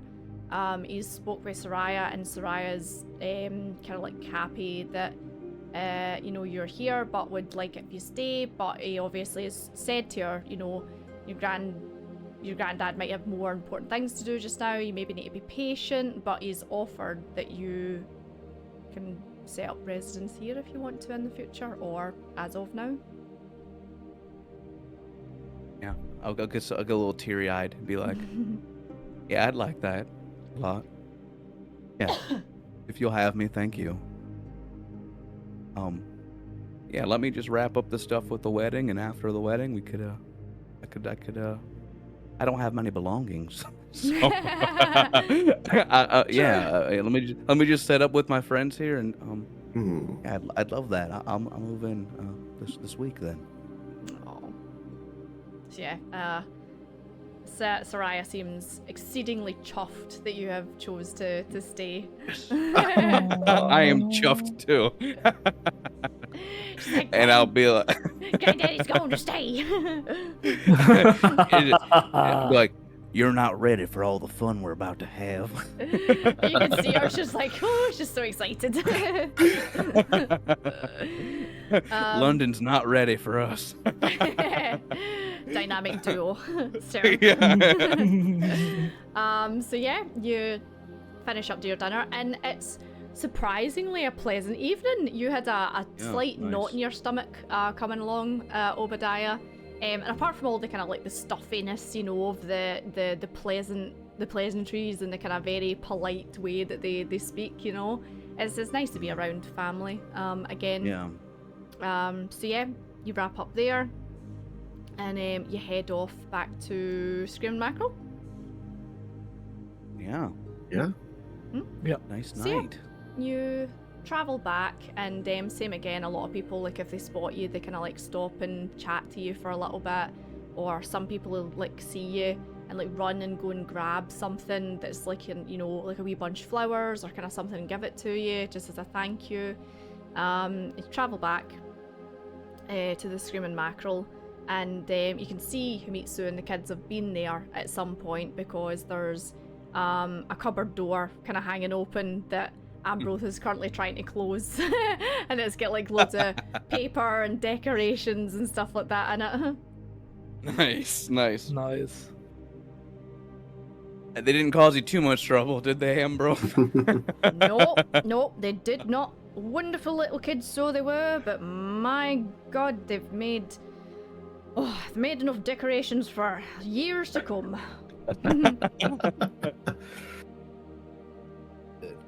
Nice. Oh, that's good. That's good.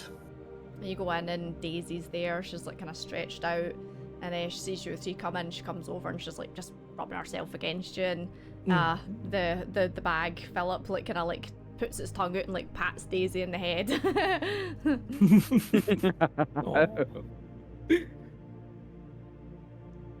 So nice that you two are coming along together. Yeah, at first they were a bit kind of like standoffish, you know, like when you introduce two cats to each other, but now they're okay. Oh. So yeah, is there anything else you want to do, or we could timey-wimey it to the wedding? I think if there was one thing that I'd want, it'd be to check in on Van Helsing before the wedding. Absolutely, yeah. So Yeah, if you two are cool with that, and then we can. I'm cool with timey-wimeying after. cool. So yeah, we could say that you spend the night, and then the next day, you get up and you get yourselves ready to go see Van Helsing, because you know the day after that, you're gonna have to go pick up Serfon's outfit, the cake, and then get yourselves over to the wedding, because it's like an evening reception. So yeah, you head over to the Raven. The Black Raven was the name of the pub. And you go in, and the last time you were here, you know, it was the lunchtime menu was cabbage soup, and that was all they had. Luckily though, it seems as if businesses came back here, and you go in and you see the tiefling stand at the bar, and they're actually standing talking to Stinky Steve. They seem to be discussing trade, like maybe getting some bacon coming in, or some gammon, stuff like that. And Nice. you have a look at the board, and on the board it says, you know, roast beef sandwiches coming soon, pork link sausages and stuff like that. So they're kind of getting stuff all set up. And the tiefling sees you three, and she's like, "Hi, just anywhere you want. Just have a seat. I'll come over." Nice. Hello, Steve. Steve kind of like gives you a kind of like cautionary kind of like wave. He's like, "Oh no, smile and wave, boys, smile and wave." Oh boy. Well, if seems like Pig's Hole's doing okay. So glad we helped them looks with like rid it. of those. So yeah, Steve kind of like finishes talking with the tiefling and then kind of like scurries past your table and just kind of gives you a wee nod and then out the door. And tiefling comes over and they're like, alright, good to see you all again. Welcome back. Place is in a bit of a better state than the last time you were here. Yeah, looks like it. He's in for lunch. Yeah. Take, today's special, whatever that is. Roast beef sandwiches. Ooh, two, What? please. Good for you. Two, please. Yes. So yeah, she takes your orders, brings over some drinks on the house, and she's they're like, if you're in to see Mr. V, he's downstairs just now. Yep, yeah. I don't want to sound like I feel like a dick sometimes because we come in here just to see him, but we appreciate your establishment too, and we try and get food to help support you. But yeah, we are here to see Mr. V. Oh, don't be daft. I mean, you've been in here a couple of times now, so I know the drill. You always eat before you see him, so I appreciate it. Yeah, of course. Yeah, well, Martin's always down to grab a snack. Yes. This is my favorite food place. The food Besides here the mackerel. the food here is probably the best yous have had actually. It seems like Yeah.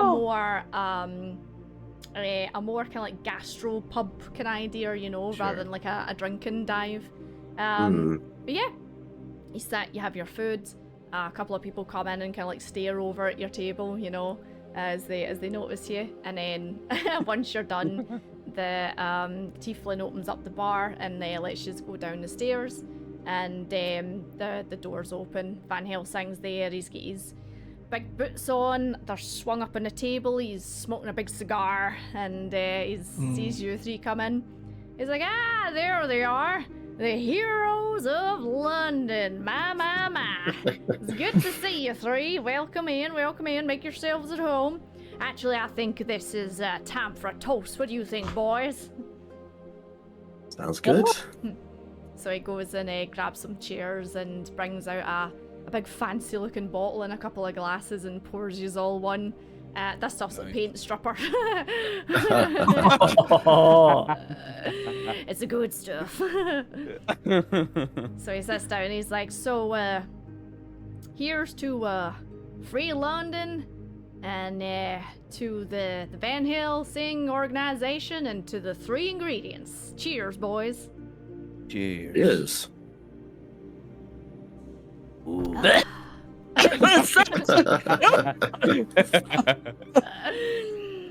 Obadiah, it tastes great to you. Martin, you're having a hard time.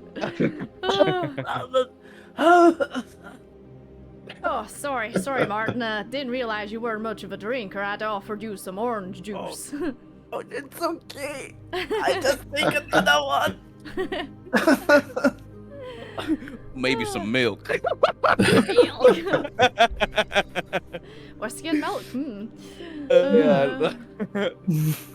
Oh, while you're here, boys, I take it you got one of these as well. And he slides a letter across the desk where it's opened and it says VDT with the stamp.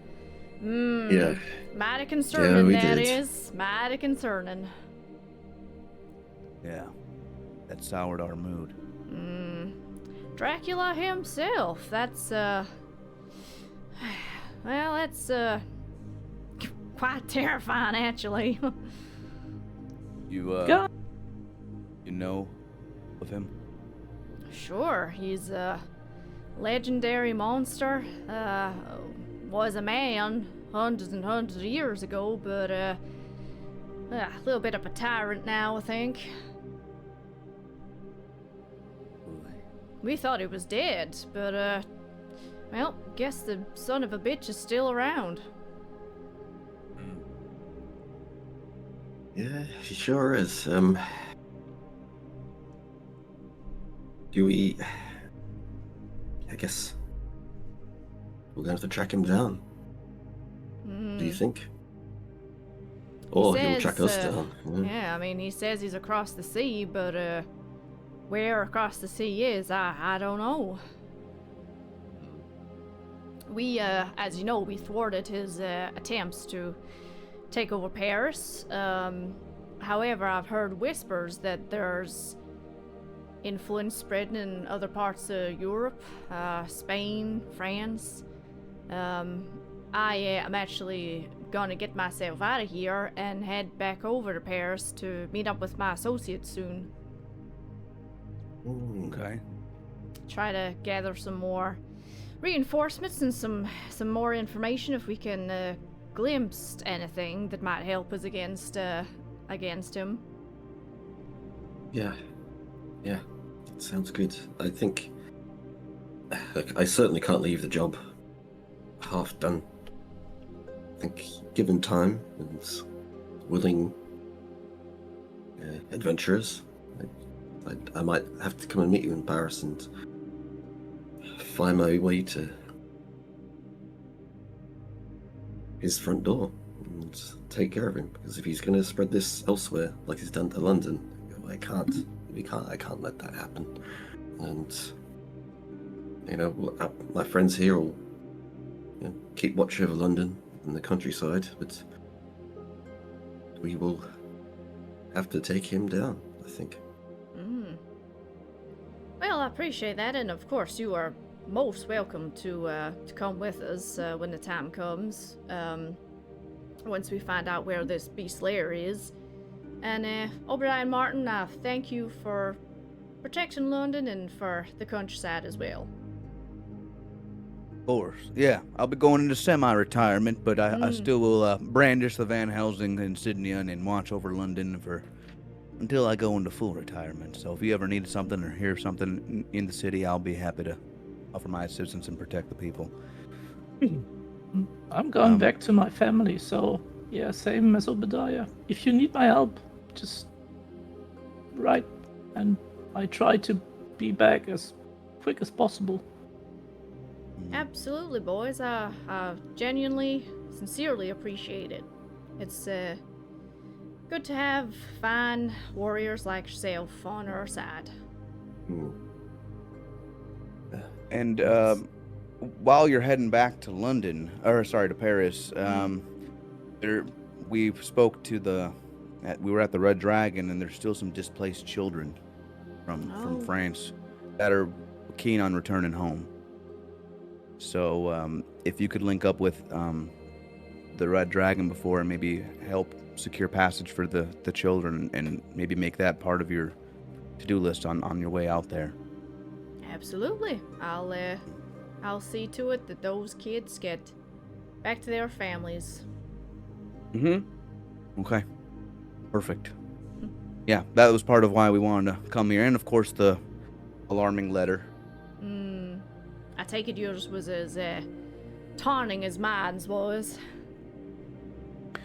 Yeah, we can pull it out and compare if you want. I'll pull pull it out and see if there's any difference in the substances. Yeah, it's very, very much the same, except the one addressed to Van Helsing seems more personal, because he's had like dealings with him in the past with the stuff that happened in Paris, and it does mention in Van Helsing's letter the murder of two of Dracula's brides. Ooh. It. We'd take out the third one then.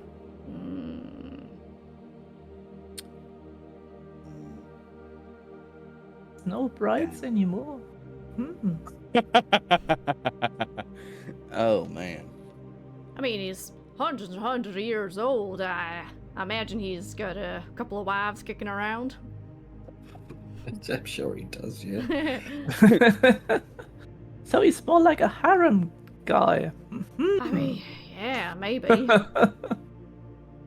Not my kind of thing. I'm more of a one-woman man, but each to their own.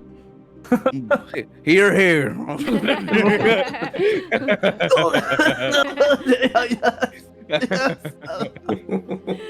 Oh, Martin, give me a constitution saving throw for the hell of it. The second one is better. They do get better. Yeah. Oh man. Hey! Hey! Hanging around Nice. with Obadiah has worn off on you, Martin. I tell you, it's not only Obadiah, it's these 2 sandwiches I ate. Ah. They've definitely helped. So yeah, you spend the rest of the day kind of like chatting with Van Helsing, kind of like coming up with a plan of, well, if we get words, we'll try and, get out there as quick as possible. Van Helsing says, I'm sure we could arrange ships and, whatever we need. Seraphone says to you, if at any point you want to come over to Paris, we'll arrange travel for you, and just kind of sets everything in place for when you need to spring into action. Yeah, nice.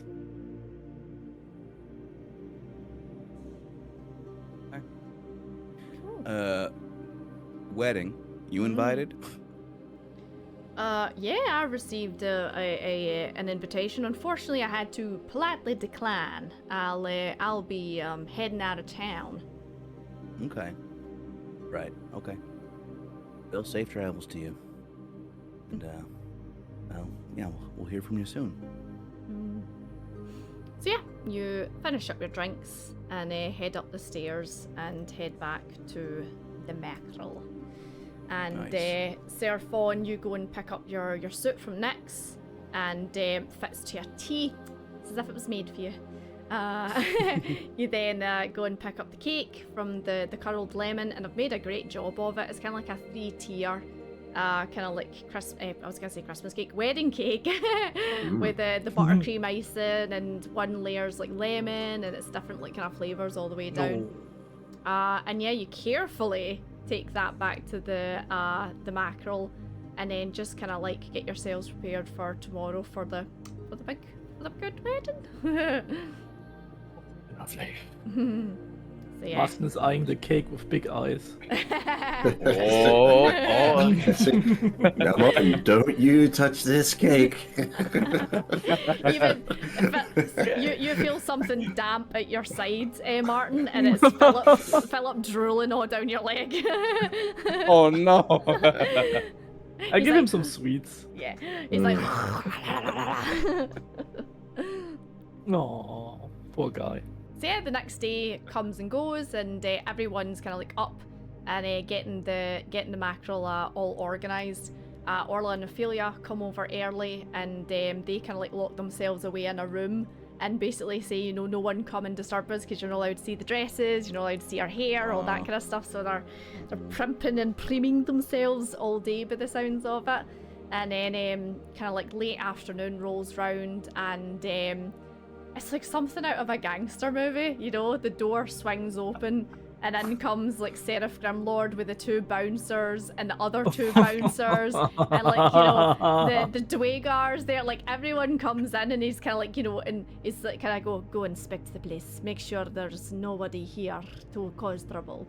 And the bouncers kind of like, could pat everyone down and like kind of look in all the places, and they come back, come back, and they're like, the place is secure, boss, and it's like, very good, very good.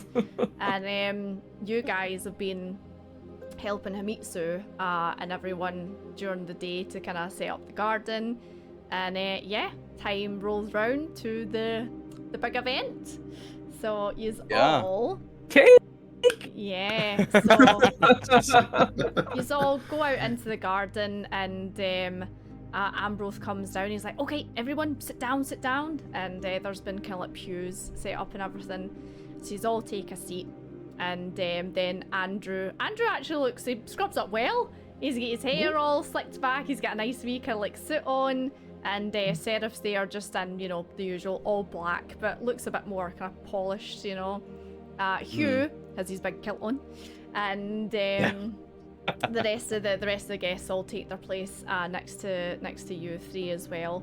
And the wedding music starts. They've had people come in to kind of like just play the music for the ceremony, and down walks Orla and Ophelia down the aisle, and they look stunning. They have lovely long white dresses on. Their hairs are all pinned up with like flowers and stuff like that. Andrew bursts into tears immediately. Just sobbing uncontrollably to the point where Margaret gets up and gives him a hanky and then sits back down again, you know. Even Seraph, like you see a wee snaky tear roll down his cheek. And they come up to the front and they're all kind of like chuffed and they take each other hand. And Hugh's like, oh, aye, rings, aye, I've got them here. And goes up and Ambrose, here you go, get the rings in. So he gives over the rings. And they're standing there kind of like looking around and like smiling, and then they're like, and they kind of like look at each other. And Orla's like that. Ophelia, did you book a priest? No, I thought you were gonna book. Oh, fuck, I've not got a fucking. Oh, shit. But what do we do then? And they kind of like, they look at you, Seraphon, they're like, Seraphon, I don't suppose you've ever married anyone before, have you? Ladies, I never have, but if you're willing, it would be my pleasure to marry you all here today. So, I will I'll walk to the front, like, you know, beaming. I'm just like beaming. With, yeah. Like pride. Yeah. So I turn. I'm just like, forgive me if my words are clumsy, but love is true, and I think this is what was meant to happen today. So thank you all, friends and well-wishers and loved ones. We're here today for very special unions of these people who left and came together under darkness and in love, and who met under darkness while the sun rose over a new city and a new day. So let me just say a few words and a blessing upon them all. Under Twilight's gentle embrace, as the day has met the night in perfect harmony, we stand before Fornax, whose light guides our way and is blessing us and this union on this very sacred day. May your love be as steadfast as the stars that are above us. A bond you have is unbroken. I wish it to be filled with warmth and guidance and love. In the glow of the twilight, may you find peace with each other and a lifetime of joy that will never cease. With Fornax's flame, may all our hearts ignite with love, the fire of passion that burns so bright in us all. As you all work together in Twilight's blessing, may you four journeys be blessed from beginning to end. You may now kiss the groom, you may kiss the bride. Thank you. They have a smooch, and Ophelia like bends, but I was gonna say Martin, sorry, bends Andrew over and gives him a big smooch, and he's like, oh my, oh what a woman. And then the audience erupt in cheers and applaud. And let's see, Obadiah and Martin, give me I'm gonna bring up your character sheets. A dex skill of some sort. What are they? Athletics or acrobatics? Give me acrobatics, the two of yous. Give me an acrobatics roll. There we go. Let's see. 11, okay. 11. Oh, Martin, you catch the bookie.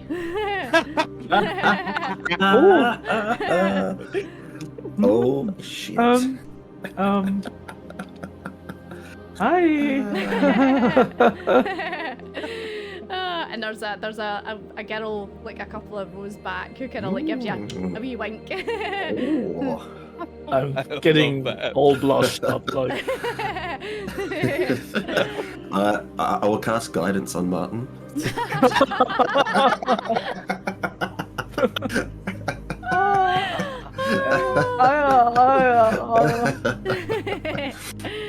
yeah, the evening wears on, and there's cake and drink and music and dancing.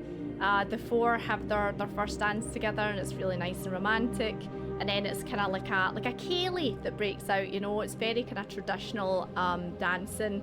And Hugh's up there swinging his kilt around, and we'll leave it to your imagination whether he went true Scotsman or not. And, yeah, the night wears on, and everyone has a fantastic time.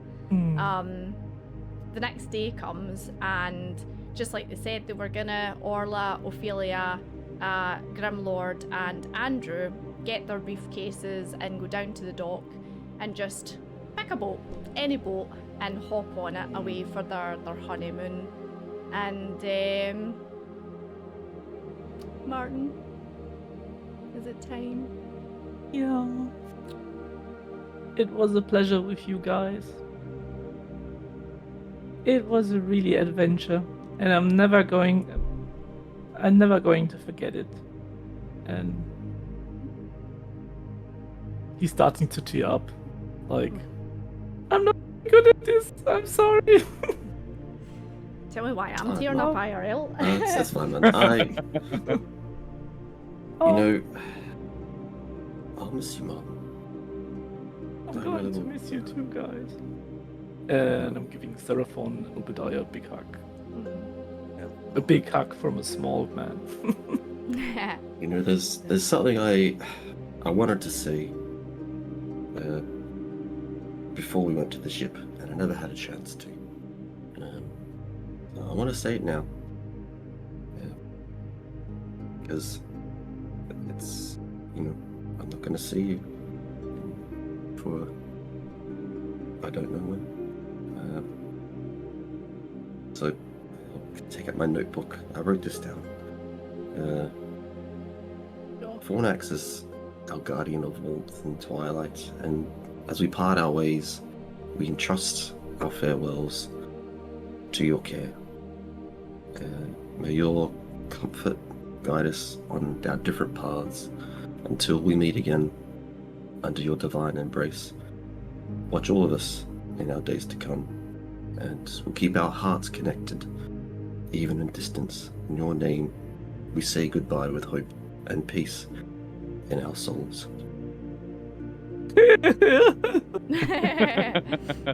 Oh, amen. Sad amen. Sad amen. Take care of yourself, Martin. I have your address.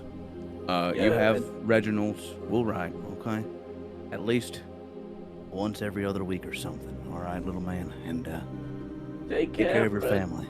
Yeah. I will. Thank you for being one of the first welcoming faces in this strange new land for me. I'll always remember your kindness, and yeah, you have a big heart and a big appetite. I hope you don't lose either. Thank you for everything, guys. Thank you very much. Yes. And I just waved and goodbye. Yeah, so Martin, you hop on a wee carriage that's heading out of London towards your home, and the guys stand at the gate and kind of like wave you goodbye as you head off. Takes you a couple of days travel to get home, but over those days you kind of like sit and reminisce about all the stuff that's happened. You know, it's been a big adventure for a small person. You know, you have saved an entire city and more, and you're kind of like thinking about, you know, when you get home, how you're gonna tell your mom and your dad and your sisters about everything. And yeah, you eventually come over this big hill in a carriage, and just up in the kind of distance on top of one of the hills, you see your family home and your farm. And the carriage driver drops you off, and you basically run up the hill, Kate Bush style. And as you get up there, you see your mum is in the field, and your sisters are kind of running around playing, and your dad's probably off working somewhere as well.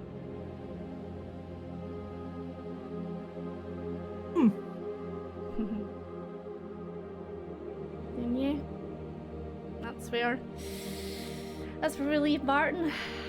Back home. Oh my god, why am I getting emotional?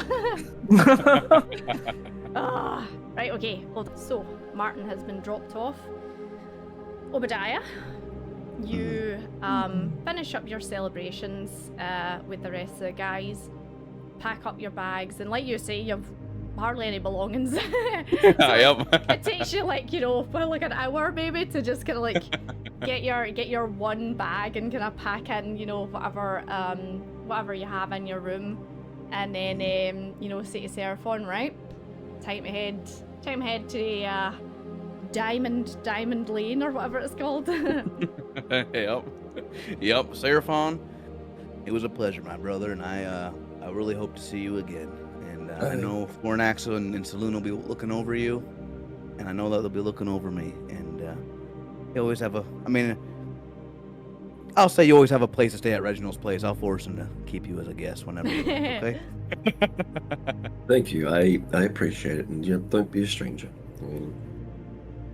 Absolutely. If you ever if you find a place wherever you end up, just write to me and with an address, and I'll be sure to write to you too. If you ever get lonely and if you're alone, I'll be with you in spirit. Okay. Thank you, brother, my friend. Thank you. Okay. Now I'll give him one last hug. Sling my bag over my shoulder, give him a nod, and start walking. And I'll try and stifle some tears. Leaving Seraphon behind, like, damn it. I'm gonna miss that guy. First Martin and now him. Okay. Put yourself together. And as you're walking away, Obadiah, and you're wiping your tears away, you look down at the branding on your hand, which is looking a bit more healed than it was before.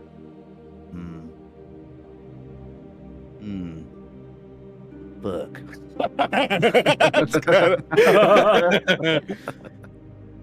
Well, that'll be tomorrow, Obadiah's problem. Future Obadiah can deal with that. Very much. Fuck that guy, I didn't like him anyway. Yeah. Like I said, semi-retirement. There's still some things I have to do.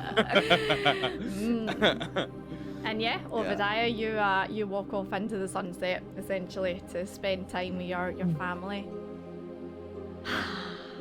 And Seraphon, you head back to the Screaming Mackerel and continue your work there with Ambrose.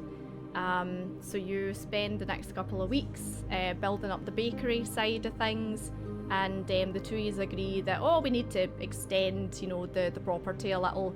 Maybe build an extension, build like a proper hearth, and So you're planning this all out for the future.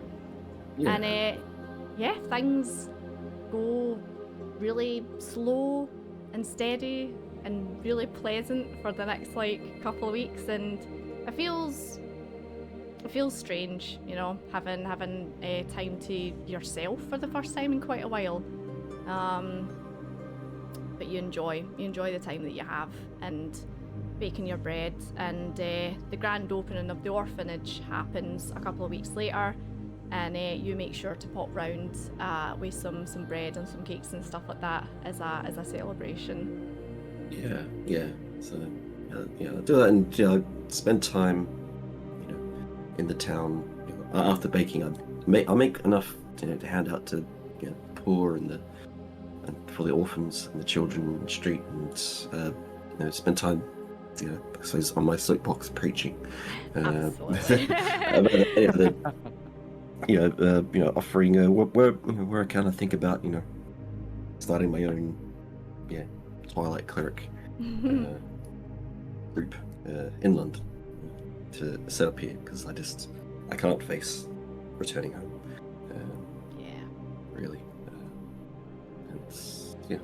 it feels good to have a new home and somewhere I can call home and teach and help people and be comfortable.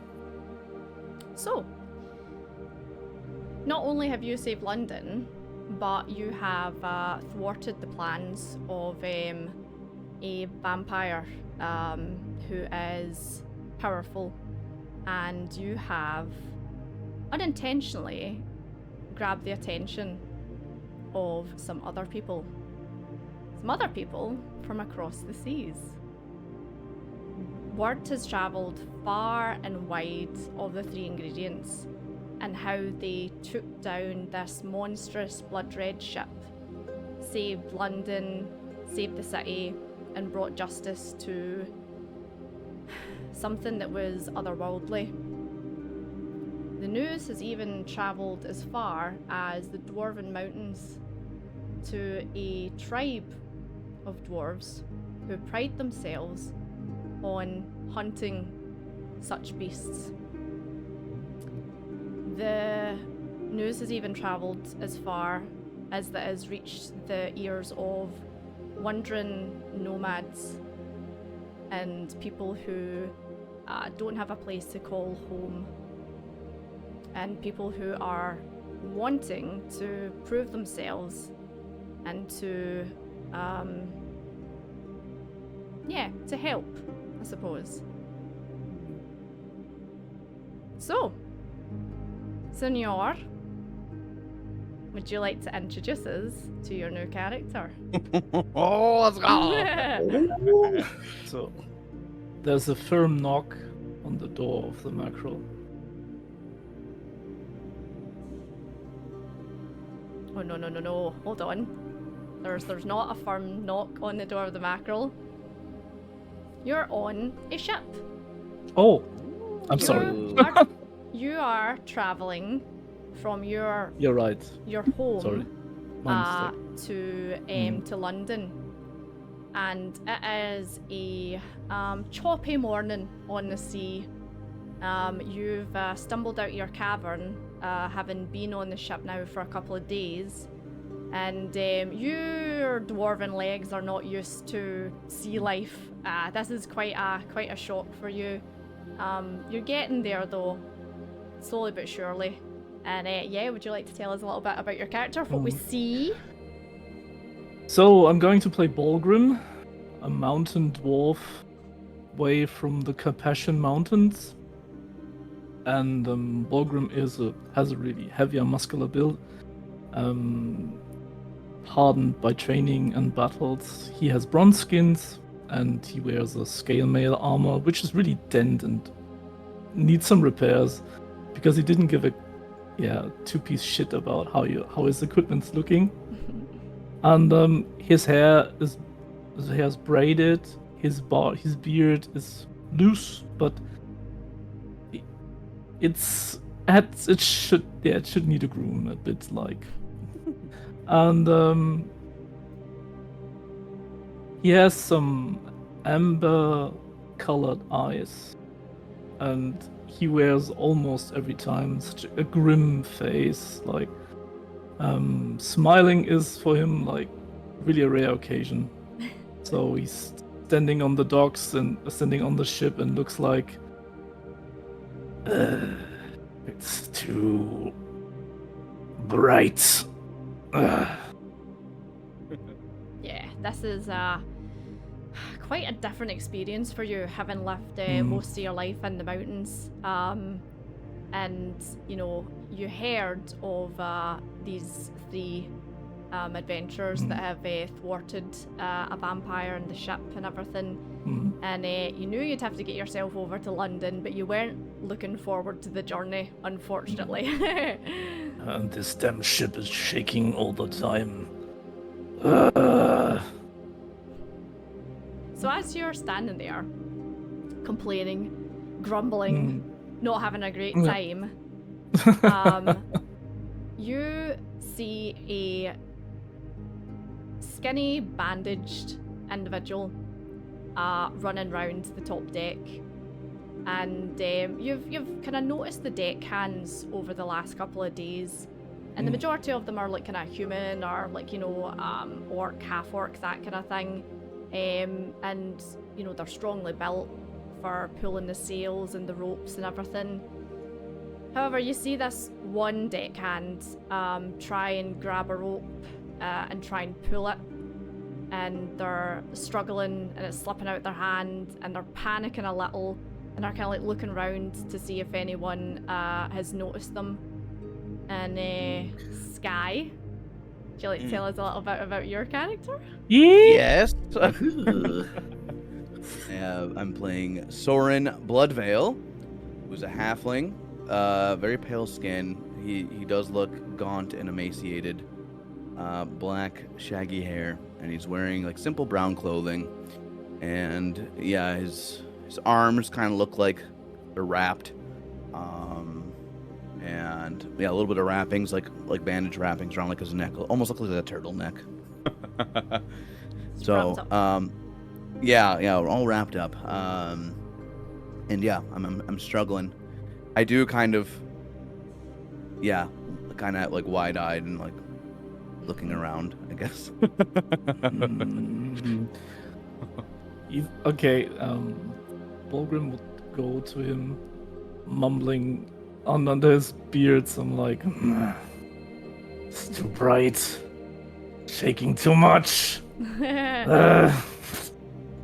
Little man, do you need help? Yes, I would appreciate some help, please. I'll just kind of let go.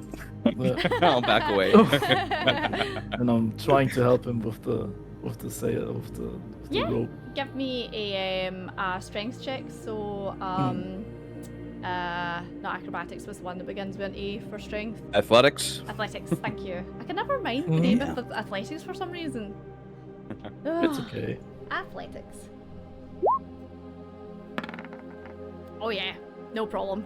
You pull this rope, and just like with one big heave, you pull the sail and turn it in the right direction, tie it down, kind of look over at Soren as if to say, was that so hard? Thank you. I You okay? appreciate it. Yes. Sorry if I made you mad, or... You are not the reason I'm not well mooded. It's the ship, it's the moving, it's too bright, it's all of this. Don't you worry. I'll look up at the sunny sky and be like, I'm used to dark places as well. Are you That's kinda injured? nice. You look this all bandaged up. Yes. Yes. But I'm healing. Okay. I'm Soren. I'm Bulgrim. Nice to meet you. Yes. You're very tall. Tall compared to you, but by Oh. a couple inches. Wait, you're a dwarf. I forgot. Yeah, I'm just imagining like this hulking strong guy. Okay, yeah, we're similar in height.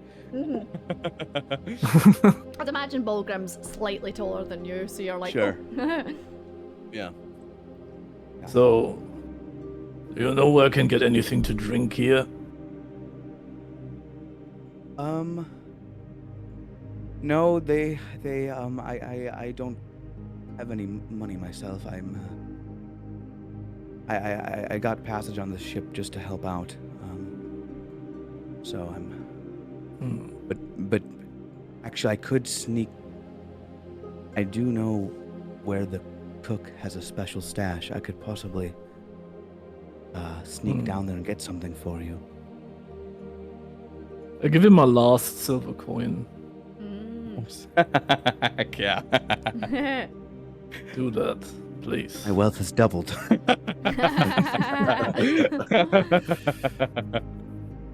Yeah, like you're quite taken aback because it's not like, it's not like you're used to strangers being this nice to you, you've kind of had a rough time with it, and you're like, oh, okay,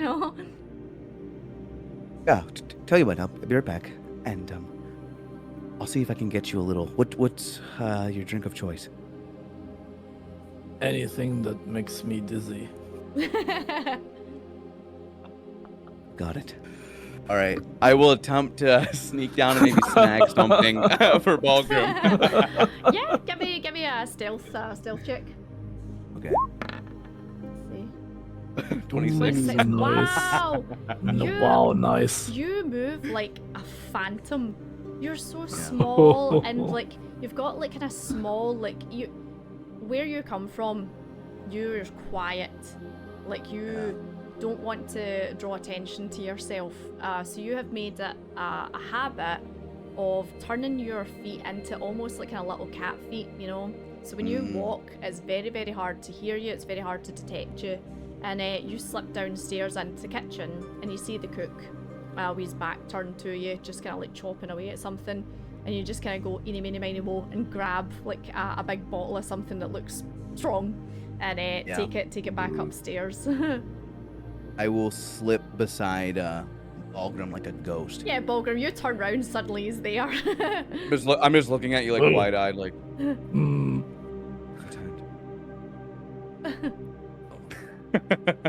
Okay. I look at him like surprised and also like, good. And open up the bottle and take a big sniff at it the first time. This is sailor drink. It is strong. You want some? Okay. Yeah, I guess. I'll take a little sip. Yeah, you take a little sip and you're like, oh. And I empty the whole bottle. Yeah, it's like nothing to you, you know. Shit. Oh my god. Oh, jeez. It's like Friday afternoon to you, you know. It does, however, make the seasickness ease a little bit for you, Balgrim. You feel a bit better. That hits the spot. Thanks, mate. That was great. Welcome. Thank you for helping me. What was your name again, please? Soren. Soren. I try to remember that. Thank you. Balgrim? Yeah. Might I ask why you're on this ship if you hate ships so much? There was a rumor where I come from. That London was terrorized by vampires and werewolves, and a group of heroes thwarted that terror. And I want to meet those people that did that, because I could use a bit of help in my country. And maybe they could help me. No, it's funny that you should say that because that's why I'm here as well. I am I kind of look over my shoulder, but yes, I've heard of them as well, and I was hoping to meet them and possibly get some help. And we are travel companions then. Great. And I clap him on the shoulder.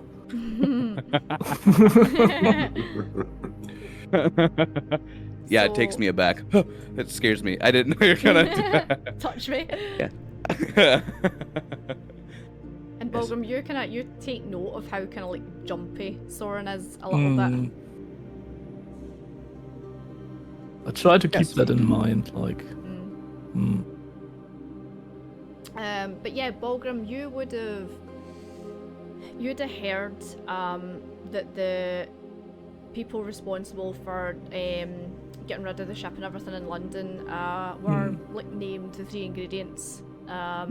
Soren, not so much. You just heard as you were traveling kind of news of London being saved, but you didn't manage to get kind of too much information. Right. It's good enough for me. Yeah. Okay. Did you travel far, Balgrim? I came from Transylvania, trying to reach London. Have I heard about that, DM? You would have heard of I know Transylvania. that country. Yeah, you're maybe not okay. familiar with the history there, but you know of the country. And I've been stuck off the ship for far too long. It's been a couple of weeks. It's so long! So the ship well. basically like made a stop somewhere, and Soren, that's when you were able to kind of slip on, yeah. But you've been trying to blend in with the deckhands, and so far you've made an okay job of it. However, given the tasks that need done on the deck, you kind of had a feeling that your cavern was about to be blown potentially, and Balgrim not helped you. Okay. Yeah. If you need some help again, just come to me. Okay. And if you get thirsty, I'll grab you what I can. Hopefully, we get there soon, because I don't like being exposed like this out in the open. Same. It's just water. Water and too much moves. I miss the solid ground. So yeah, Yes. Oh, yeah. I'll kind of recognize like he's a dwarf, and I kind of yeah. piece them together. Oh, I'm of like, course. okay, yeah. So Balgrim, give me a history check actually. Give me a history roll and we'll see how much you kind of know about the goings on in Transylvania. Mm-hmm. Coming right up. Because I know you guys, you're kind of people, yeah. Ooh, nope. You tend to stick to yourselves, Dwarves kind of like, occupy themselves with dwarven problems and dwarven, politics, I suppose. You're not really too worried about what happens in the greater world, but there have been some problems recently that have been spreading into your community, which has then led you to try and find people that might be able to help. And you do know there is a vampire lord somewhere in Transylvania that is becoming a bit of a problem. And you kind of put two and two together, vampires, vampire lord, probably, maybe linked somehow, and that's why you decided to nip on the ship and over to London. Soren, same for you. Do history and see if you've maybe heard anything from your time in company. Whispers. Quiet whispers were maybe heard by you at some point. But apart from that, not really anything.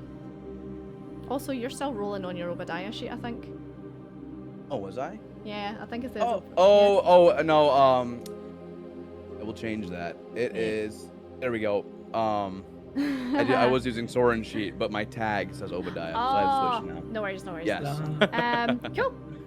So you're on the ship for another maybe like, let's see, another week, I'd probably say. So Soren, they picked you up, and it was probably another week to get to London. So during that time, you two kind of like help each other out. You provide the drink, Soren, and you provide the muscle, Balgrim. And eventually, you hear the captain call that yous are coming into London, and it's all hands on deck to bring the ship in. So both of yous give me give me athletics or whatever, athletics or acrobatics to help bring the ship in and pull up the sails and everything. 15, okay. 15 for acro. Oh wow. Nice, Yeah. jeez. Absolutely.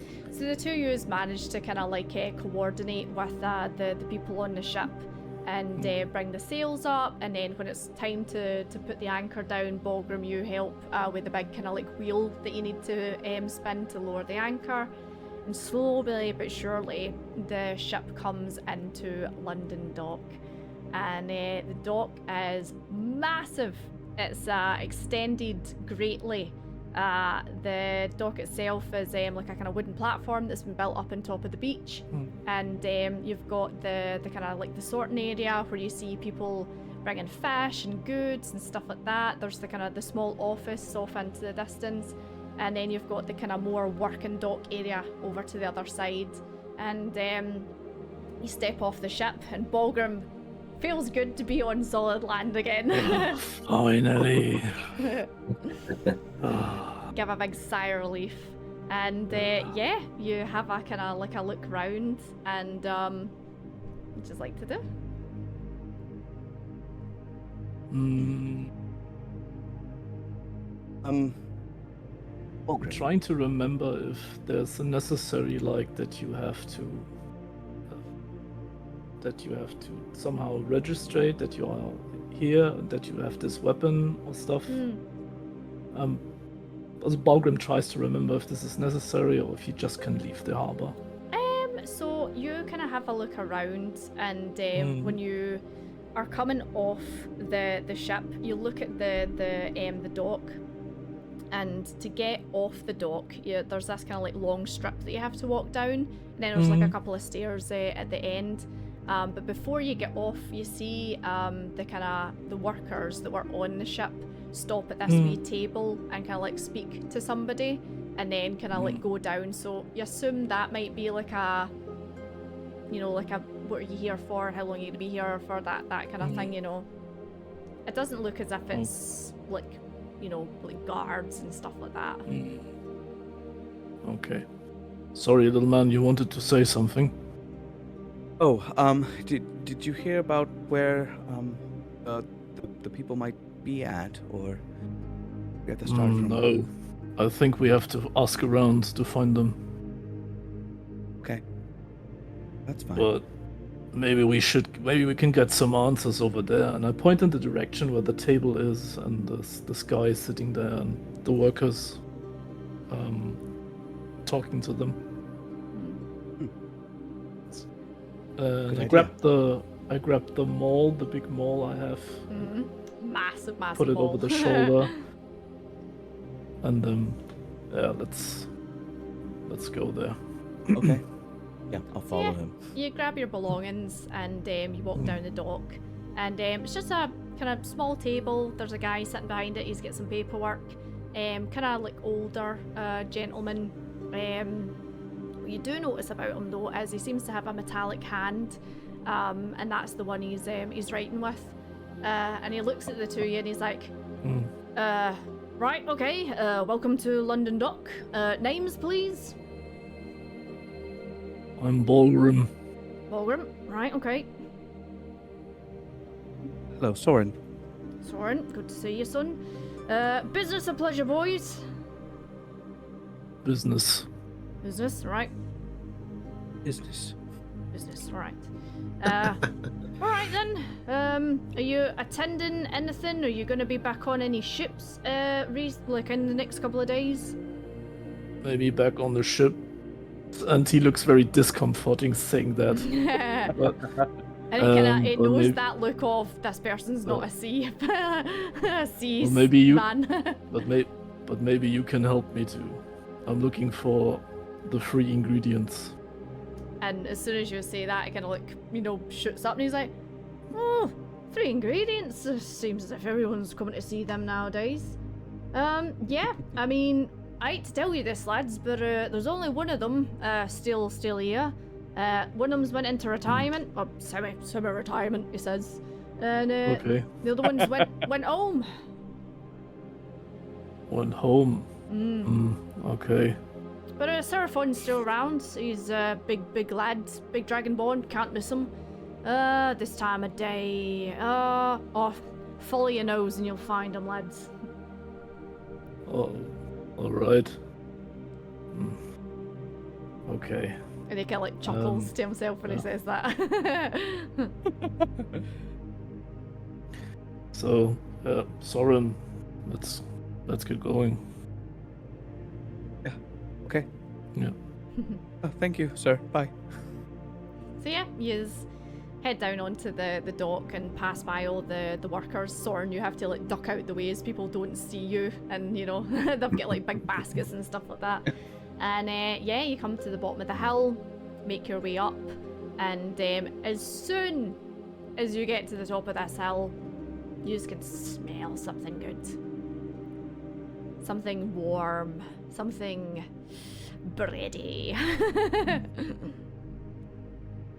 Do you smell that too? Hmm. Smells like the best thing And you've for- ever smelt, Soren. For a moment, good.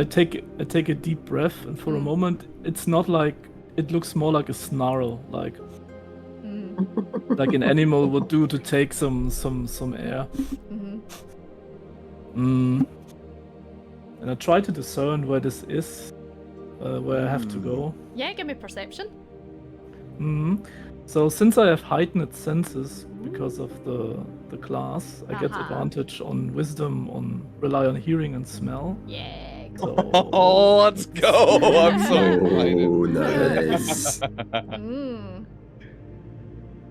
Go for it. That's so cool. So there it is. Yes, Balgren's Lovely. a blood hunter. Blood hunter. Hunter must hunt. Oh wow, 27. Immediately your hunter senses kick in, you know, and you're able to basically like pinpoint where this smell's coming from.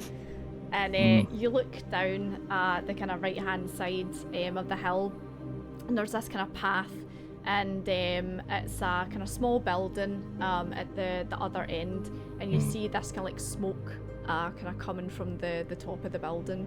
Not like smoke as in it's on fire, but like, you know. I think we have to go over there, and I point at the direction of the house, of where the smoke coming from. Oh, it makes sense as to what the metal man said. Keep close. This city is big, and you don't want to get lost. Okay. True. It's very hustle and bustle here, which both of you are not actually used to, so it's quite strange trying to like kind of walk through the crowd, you know, as there's people kind of like coming and going from the dock. But yeah, you travel down the wee path, and eventually you come to this building, and there's two signs kind of like pinned into the ground. So on one side it says the Screaming Mackerel Inn, and then on the other side it says Silver Wings Bakery. Huh. And it smells wonderful here. There's actually a little bit of a queue outside. So you look ahead, and there's a couple of people deep kind of waiting outside, and they've got like their morning papers. A couple of people have got like, you know, briefcases and stuff like that. So it seems as if this is maybe like a morning breakfast that they're lining up for.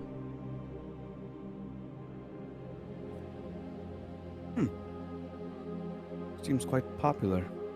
Should we wait, or just should we go ahead?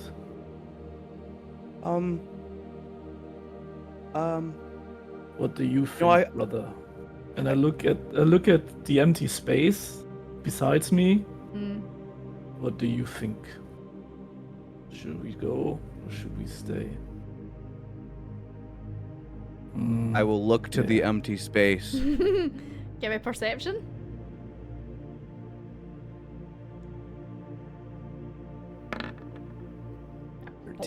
Olgrim's talking to nothing. Come, Soren. We have no time. And I'm trying to push forward through the crowd. So you see a couple of people kind of like look as if to say, "What the hey," you know? And one of the people's like, "Are you going to the mackerel, or are you going to the bakery?" None of that. I'm looking for the 3 ingredients. And they just kind of like look at you, and they're like, "Oh, right, okay.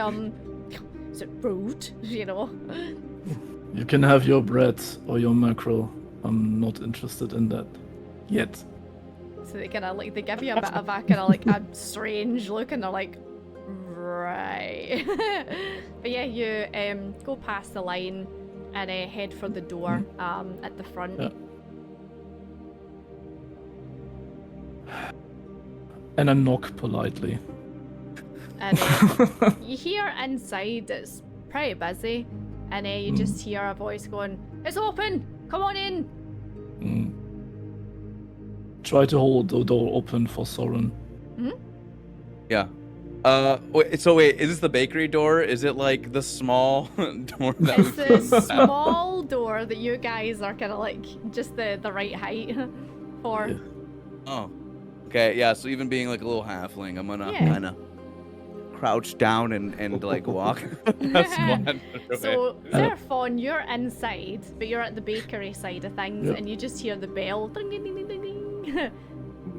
And you hear Like- everyone kind of like shuffle and kind of move to the front because like, oh, new person coming in, here we go. So before I enter after Soren, I try to put the mole before because I'm afraid I hit the door with it because it's yeah. a bit big, and then I Yeah. try to go in.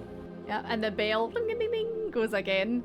And yeah, Soren, Bulgrim, give me dexterity saving throws as you like feel this wave of something wash over you. And 15, okay. 10, okay. Oh. So Soren, you kind of like feel a phoom, and it's like you get sucked in like a vacuum, and you like manage to kind of steady yourself and then out the other side. And there's loads of people at the other side kind of looking at you and they're like, oh, yep, very good, didn't fall, yeah. Bulgrim, you get through, but you kind of like, like stumble a little bit, and they're like, damn, did he fall? You know? So you go in, and the place is pretty busy. There's a couple of people sitting around having like kind of breakfast stuff. You see bread and mackerel, would you believe? And you're looking round, and you see this big jolly looking halfling, big beard, big long grey hair, and he's kind of like shining the glass. He's like, didn't fall through. Okay, next time.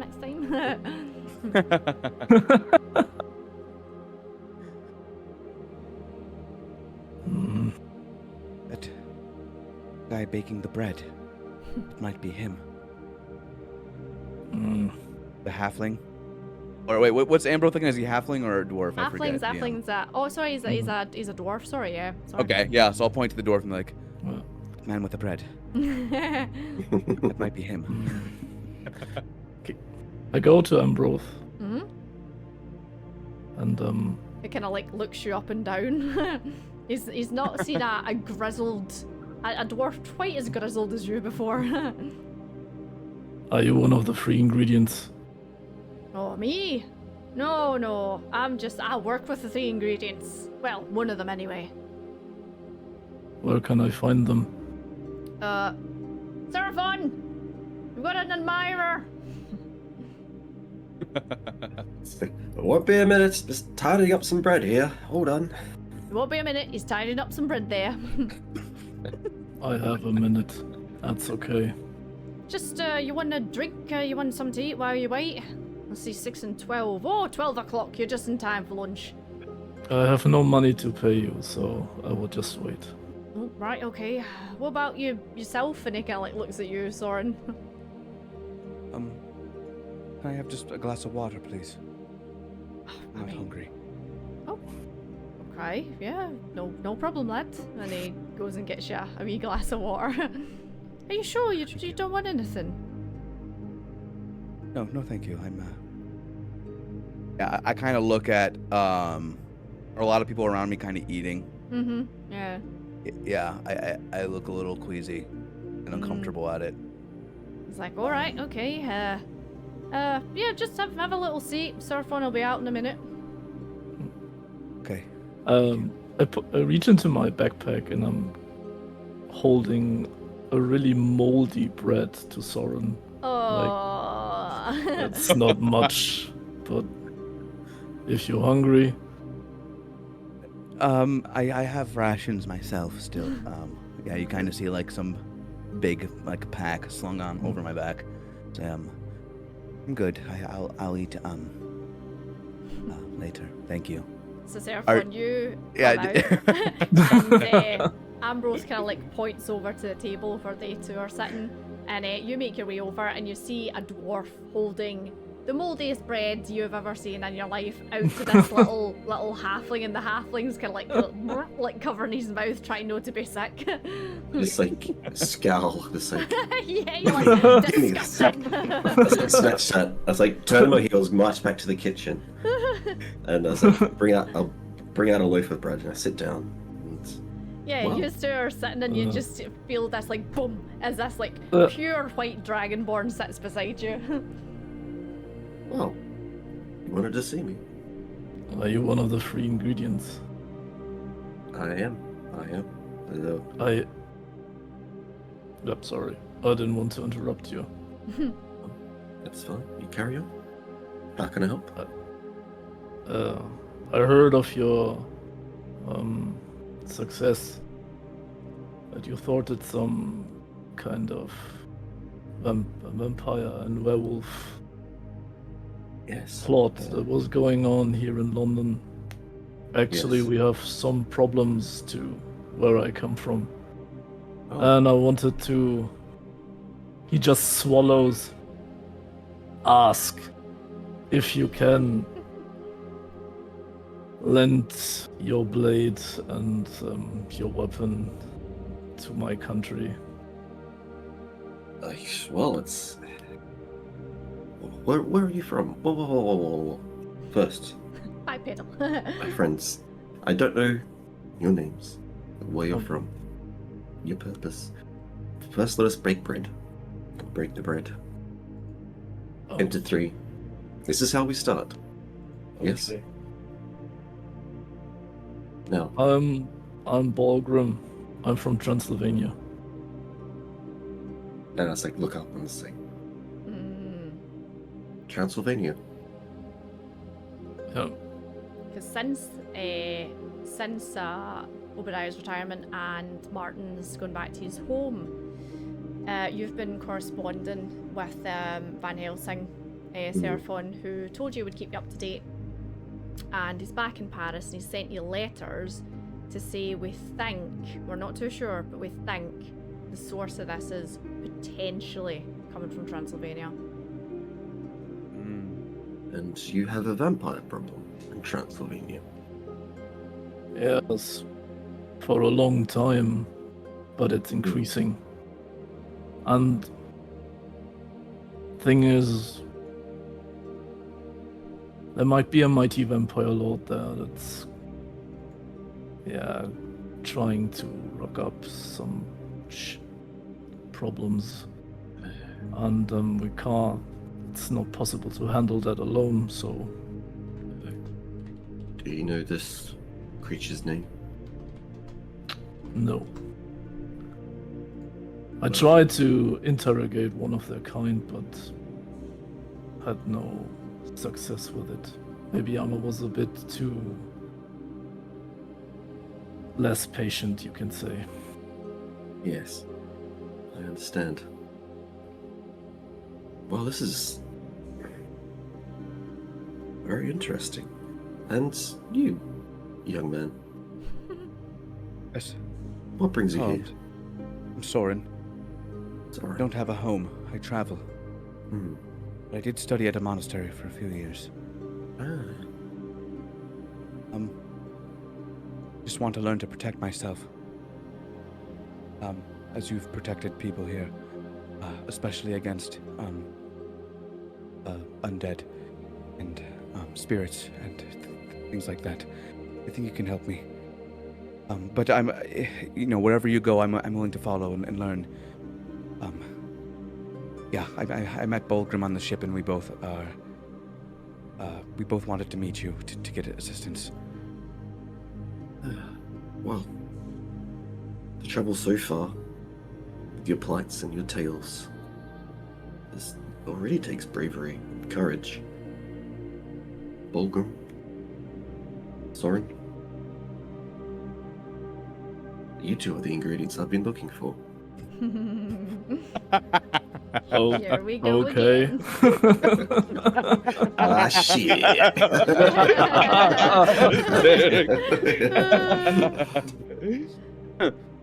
Bolgrim, I've been in correspondence with a vampire hunter. He believes the person we're looking for is in Transylvania. That person's name is Dracula. Tipish. The name kind of like tickles the back of your head. Ogrim. This is not just any vampire. Lord of all vampires. As far as we can tell, the original. And definitely the worst. And it was our mission to, well, after London, prevent their influence elsewhere. So, not really, I was just waiting for a sign to travel. My other previous companions, Obadiah, Martin, can no longer call on them. They have rightfully spent their time and living with their families, as they should. But I think with you two, Soren, you can learn the ways of defense and fighting and killing these beasts. Volgrim can free you, free your country, and rid the world of this plague. So, I think we have an idea, we have a plan. You can stay here, and we'll plan our next move together.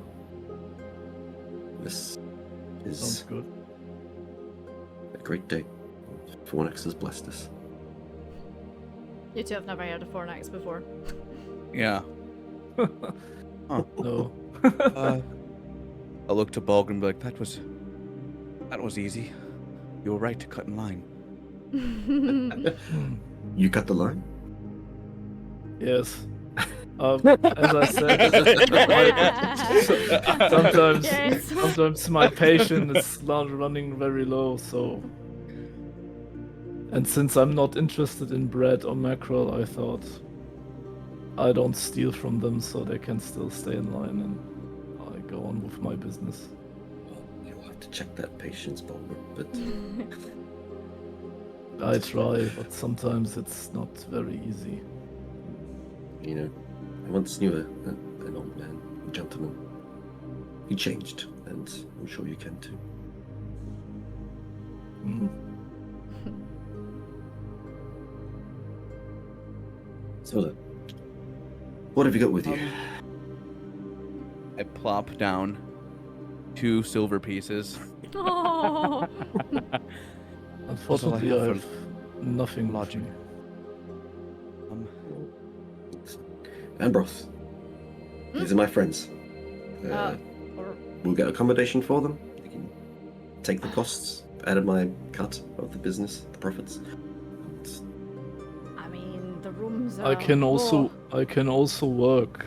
That's no problem. If you need heavy lifting or anything, I don't know. This is a tavern, is it? Yeah, tavern, bakery, a wedding venue now. I aren't we, as can well? I can brew some spirits if you give me the material and the supplies. Oh, can you now, lad? Oh, that sounds. No. Alright. Well, let me just check. The rooms are pretty full just now, but I'll have a look. I'm actually also Hmm? I also know how to brew. Oh, alright, okay, excellent. Nice. Right, so let me have a look. We've got a couple of people checking out soon, so yeah, I should have a room for you. You might need to share for a couple of nights. Is that all right, lads? No problem for me. All right. Yeah, I prefer to room with someone. I don't like being by myself. No problem. None of you of us are allergic to dogs, are you? No. Dogs. And Balgrim, you say dogs, and you just hear beside your ear, and you look round, and there's just this big Doberman sitting beside, like panting in your face. Hello. Daisy. This is Daisy, our dog. She's like the pub dog now. No, you look like a pretty lady. She just kind of like toddles away and starts like snacking on some mackerel that's been left on the table. And now Ambro's like, "Hey, Daisy, stop that!"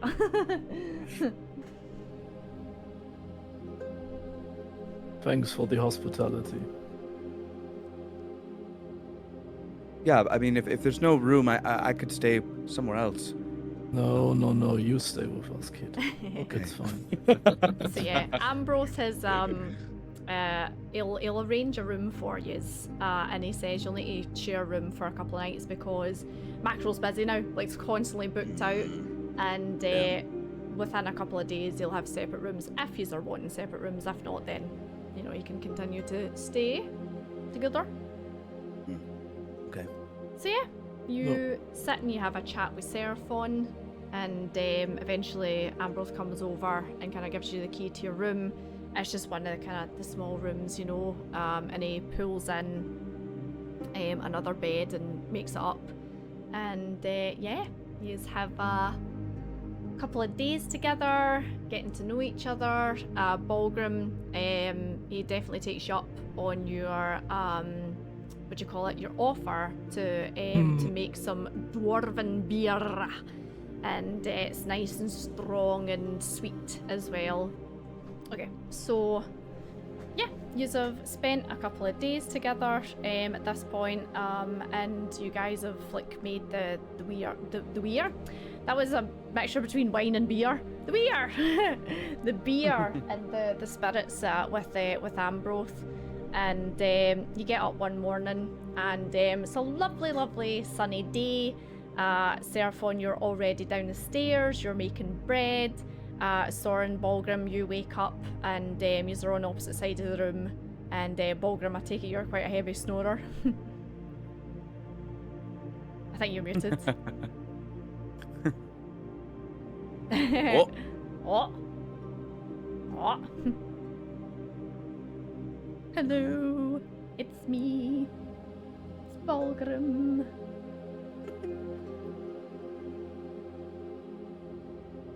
Let's try. Hello. There we And- go. Yeah, you're good. Oh, nice. Mhm. Just plugged in and plugged out. So yeah, Plugged out. you, Balgrim, you're a heavy snorer, and Soren, you're getting a little bit of sleep. Yeah.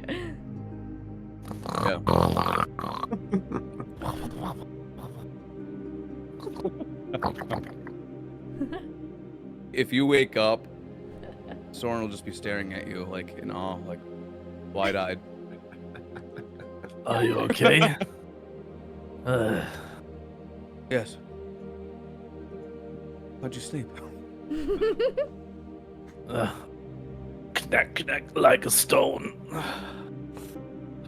And when we share a room together, you can also see like that his body is covered in scars. So he had a lot of battles in his past, and he has some kind of stylized wolf tattoo on his right forearm. So it's more like it's really rough. It's not fine detail work.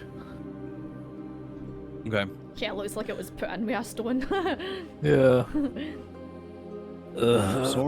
Soren sleeps with his clothes and still bandaged up.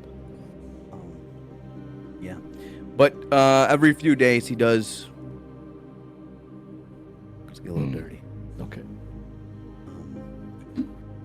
Do you need help with the bandages, or do you want to do this on your own? Oh no, it's part of my daily meditation, if you will. All right. Then I'll lead you to it. Transit. Okay.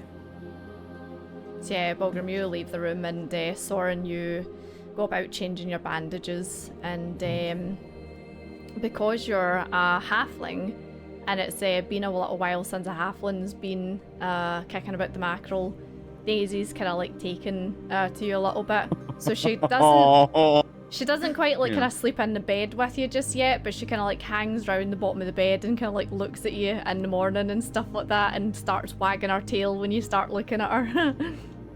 Yeah, I'll kind of look at her like wide-eyed and be like, "Good doggy." It's just she's a bit kind of like strange human or strange halfling, I should say. You're not my Martin. No. Oh. Yeah, after a few days, I'll probably slowly reach out. Yeah, At least she's at the she's a doggy. bit kind of like, okay then, I'll allow you to pet me, and kind of like, you know, like licks your hand a couple of times and then toddles off down the stairs for breakfast. A lot of activity out here. Lots of people. Okay, I'll head downstairs. So yeah, you head downstairs and business as usual. Seraphon's up, making bread, selling bread, making some more bread, selling some more bread. A couple of people sitting for breakfast, and you just go downstairs and Ambroth is already kicking about and getting stuff organised. Well, what do you need us to do today, Ambroth? Well, there's just a couple of bits and bobs that need tidied up. I think someone was talking about booking the garden for a wedding. So, yeah, I'll just be tidying today, mostly. That's alright with you two? I didn't know this was a wedding venue. Oh, well, it wasn't, and now it is, and it's a little bit of money, you know. We don't take too much, but a little bit. Okay. And I go up and just changing in some other clothes. I don't think it makes sense to Your run battle around in clothes. my armor. Yeah. So you'll have like kind of casual working clothes. Soren, you kind of wear the casual working clothes over your other clothes, you know. Yeah. Ambrose kind of like looks at you and he's like, strange one, that lad, you know. Yeah, but he's really nice. Oh, he's a good worker. Nice lad. A little bit weird, a little bit starey, but he's all right. You have this kind of like 1,000-yard stare, Soren. Yeah. But yeah. My brother also says that he's a nice kid. So. Oh, your brother. Oh, I didn't know your brother was here. He's always here. Oh. Right. he's kind of like looking at you now with the side eye, and he's like, I thought Soren was a weird one.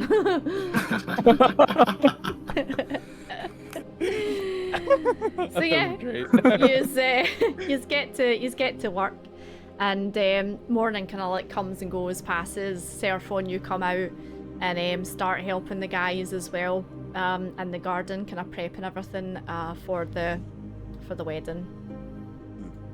And then is there standing outside, and it's a lovely sunny morning, and is are prepping the garden for the wedding. So you're kind of putting up the decorations that Hamitsu and everyone made, because there's still loads of them there. Seraphon kind of like directs you where to put them, and there's just this big like rain cloud that comes over the sun. And you look up and you're like, damn, it's dark. I wonder if it's going to rain. I tried to take a deep sniff of the air, like. I can smell thunder or something in the air. Give me perception.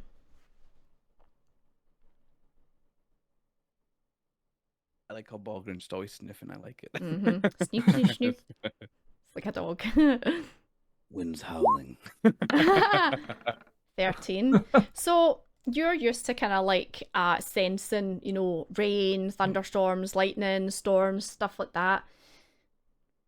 The smell of the atmosphere hasn't changed, but there's something kind of not quite right with how big and how dark this cloud is. I'm trying to find Seraphon. Seraphon's in the garden with you, and Seraphon, you're kind of like going, oh no, it's gonna rain. Hey, something is not right with this cloud. This is not ordinary rain. It's not smell like rain. That's concerning. And as you are having this discussion, you hear a loud bell ringing from the docks.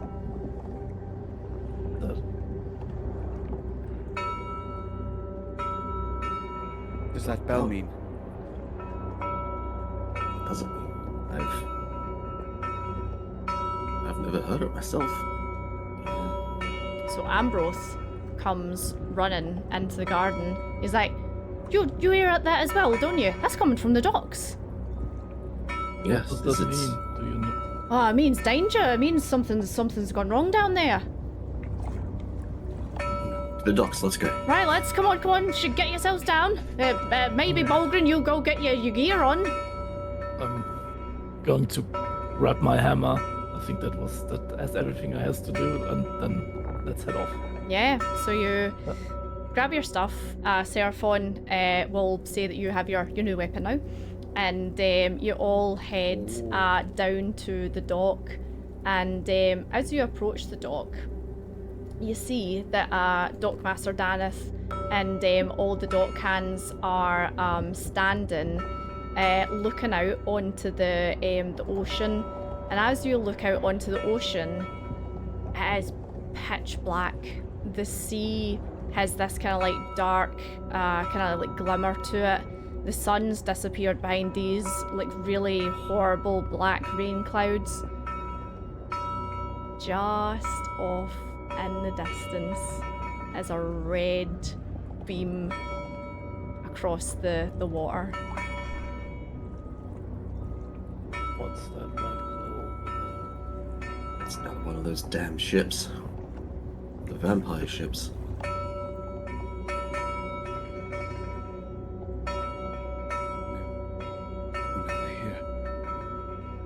Yeah, I'm starting to freak out visibly. So at this point, you see Ambroth kind of like bring out this massive hammer. Seraphon, you've not seen this before. And he's like, well, I think I speak for all of us when I say, fuck them! They're not taking London again. Let's get down there. But this time, never again. To arms, friends.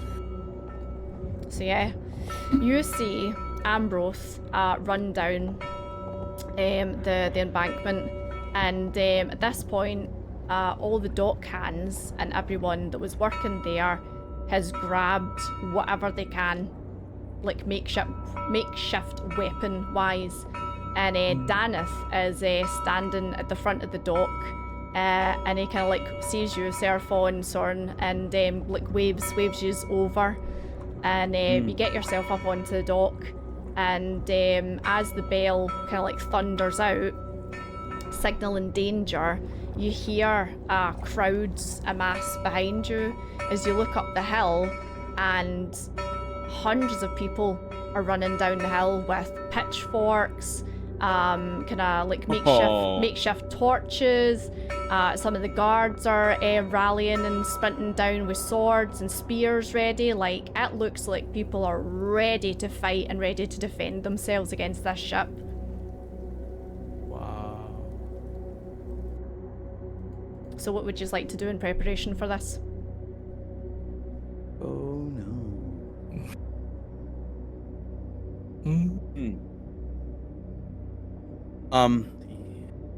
Seraphon, is there any advice you can give us before this encounter?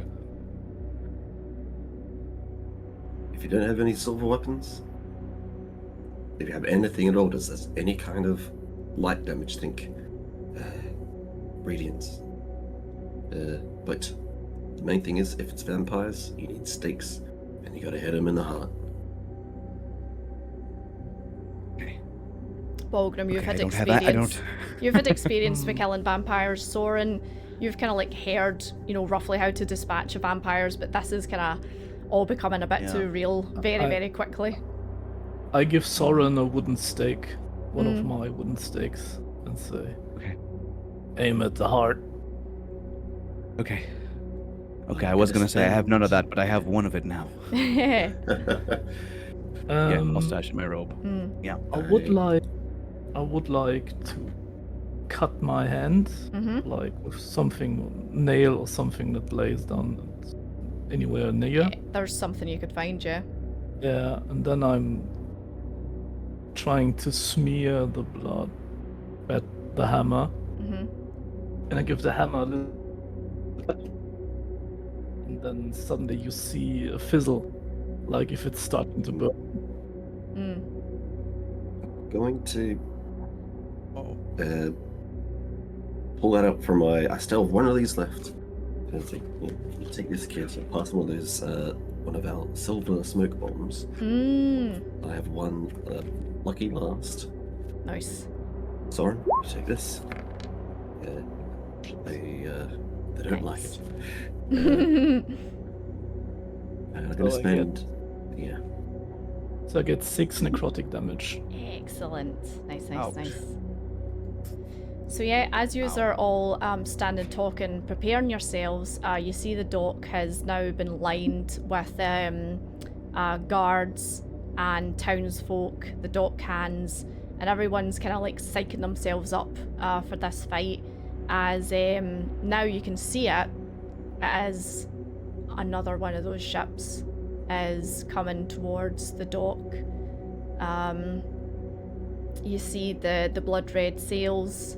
You see the kind of the familiar red glow coming off it, and it is making its way towards the dock. And you see Daneth be like, "Not this time! Not this time, lads! They're not doing this again to us." No. Yeah. I'm going to put down a couple things here. Mm-hmm. I'm going to spend a minute pairing Aura of Vitality. Mm-hmm.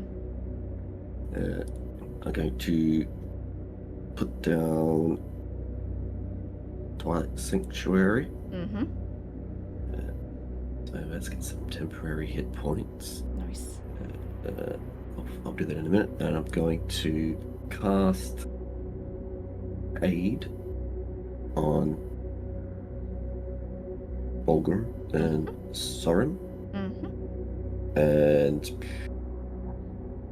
Jeez. one more. Let's say Ambroth, because he's my friend. Hey. Because it's I had to use one more. So I'll cast that. That's just 5 extra hit points maximum. Nice, increases. And I'll do the Twilight Sanctuary. Temporary hit points. Are both of those concentration or? No.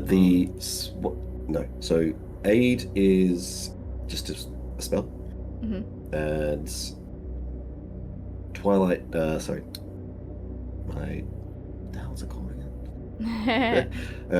It's just my domain. Yeah, that's your class feature. thing. Yeah. Mhm. Okay, It's my okay. class feature. I wasn't sure about the aura thingy. Mm. Cool. Yep. Nice.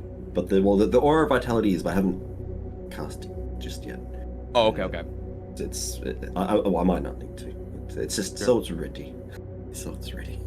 What's how many temporary HP we get from the domain thingy? I'll just roll it. Nice. Yeah, they'll take.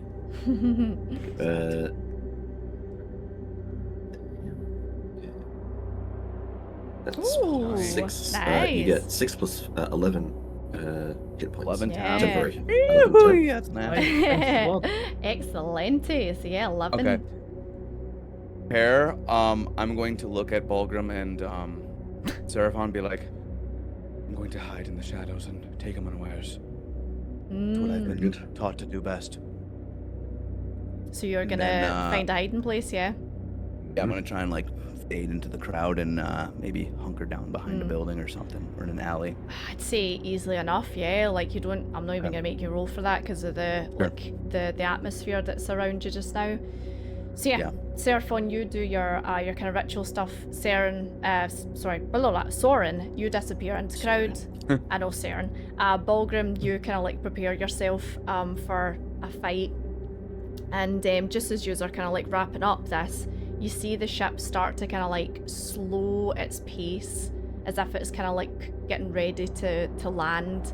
And you see everyone kind of like psyching themselves up and grabbing their weapons and kind of like gripping them a bit more. And you see people kind of like beating on their shields and kind of like really like rallying themselves and shouting and screaming as this ship turns and slowly drifts to the left-hand side of the dock and comes up onto the shore, and everyone just starts running in that direction. What do you want to do? I will fly. Mm-hmm. I'll be 20 feet off the ground. And there's a glowing beacon Mm-hmm. Yeah. of like Yeah. goodness and light. It's just, I was like, Shadow's like, attack and charge. Mm-hmm. So running there too. you're running, yeah. Soren, are you kind of trying to keep up? Yeah. Oh yeah, I'll join. Yeah. Excellent. So yeah, you all take off. Seraphon, you stretch your wings out and start flying towards it. With your movement, you manage to kind of like catch up with the people that are at the front that are catching up to the ship. The ship itself starts to sway a little bit as it's the waves are kind of like lapping it up against the what do you call it, the ground, and it is huge, ominous, horrifying looking, the same kind of design as the one that you guys came into contact with before. People start to arrive at the base of the ship and kind of like make a formation, like in a semicircle round the tip of the ship. And as you look up, you see this horrifying, ghastly looking vampire back carving that's been carved out of wood and is on the kind of the big long kind of thing that sticks out the front of the ship, and it's got its wings like spread open, menacing looking. What do you want to do? Damn. Just while we're here as well, I'm just going to bring up my spiritual paddle. Yeah, you can bring up your spiritual paddle, absolutely. That's a paddling. It's paddling time, boys. Nice. So it was a carved. Out of wood, yeah. So it's like, you know how ships have that like kind of long, pointy kind of like beam, like at the front. I don't know what the technical term is for it.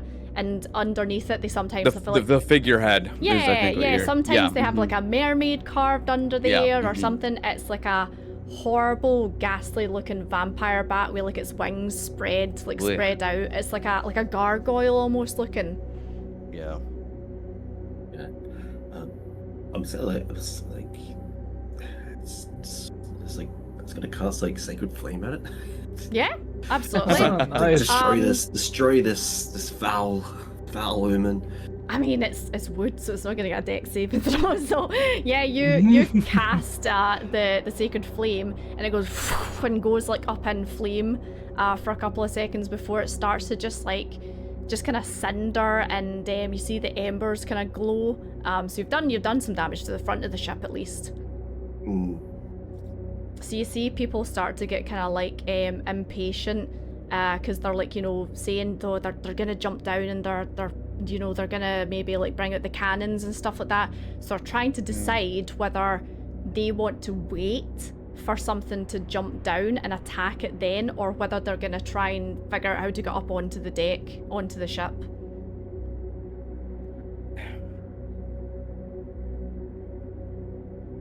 I think this might be a trap of some sort.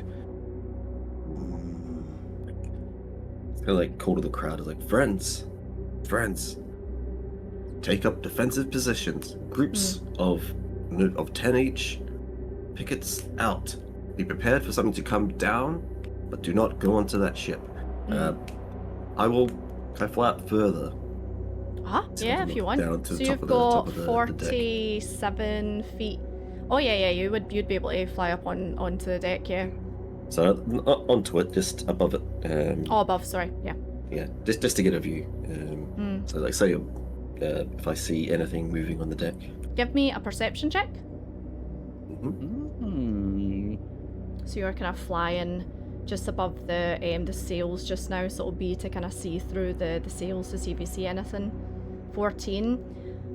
You see something, and it looks like figures, and you kind of like go, oh shit, yeah, there's quite a lot of people on this deck. Crap. Uh-oh.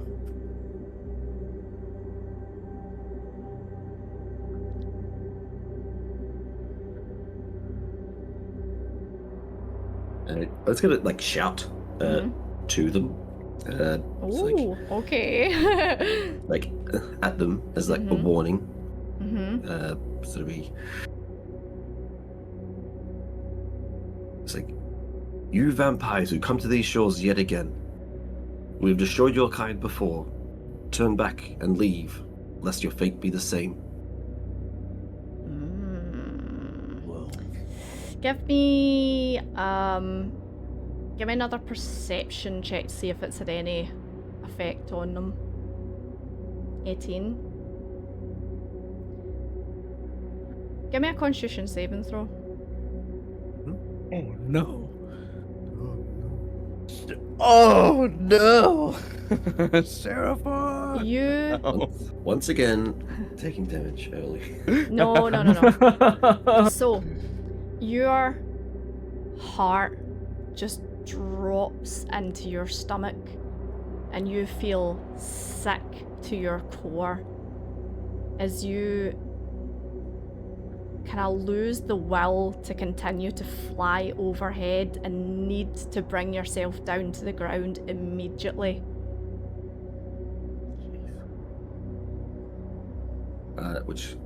Okay, so I just like fly back down to the ground.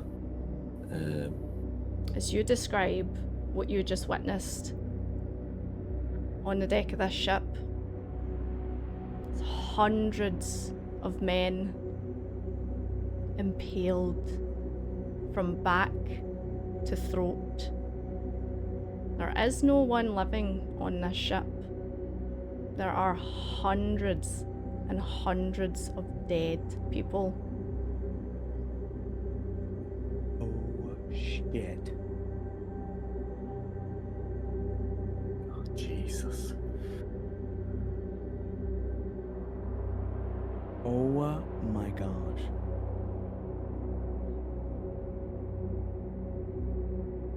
Nobody go into that ship. It's cursed. So as you land, the ship comes to a standstill and the red glow softens and then disappears. And the ship sits there silently. There's no movement. There's no ambush. There's no attack. This is a warning that has been sent to you three.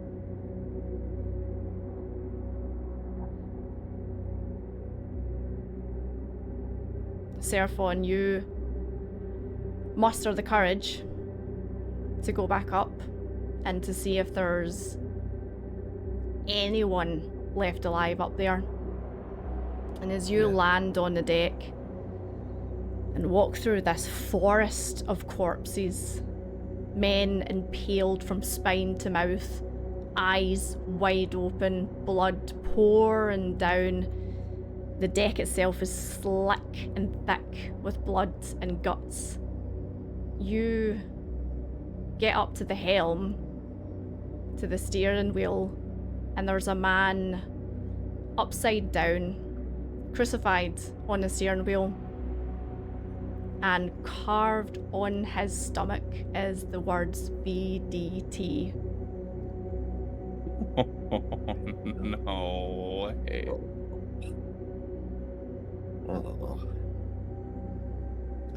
I'll just like cut him down off his crucifixion. So you take your blade out and you cut this man down, and when he hits the deck, and he grabs a hold of you and pulls you down close. He's like, help us, please. We will help you. We will help you. Transylvania, Dracula. And he dies in your arms, coughing out the name of Dracula as his blood stains your white ceremonial robes. Just like looking at this, poor man, just like clench a fist. And it's like Dracula. And we will end it there. Oh. Welcome to season 2. Oh no!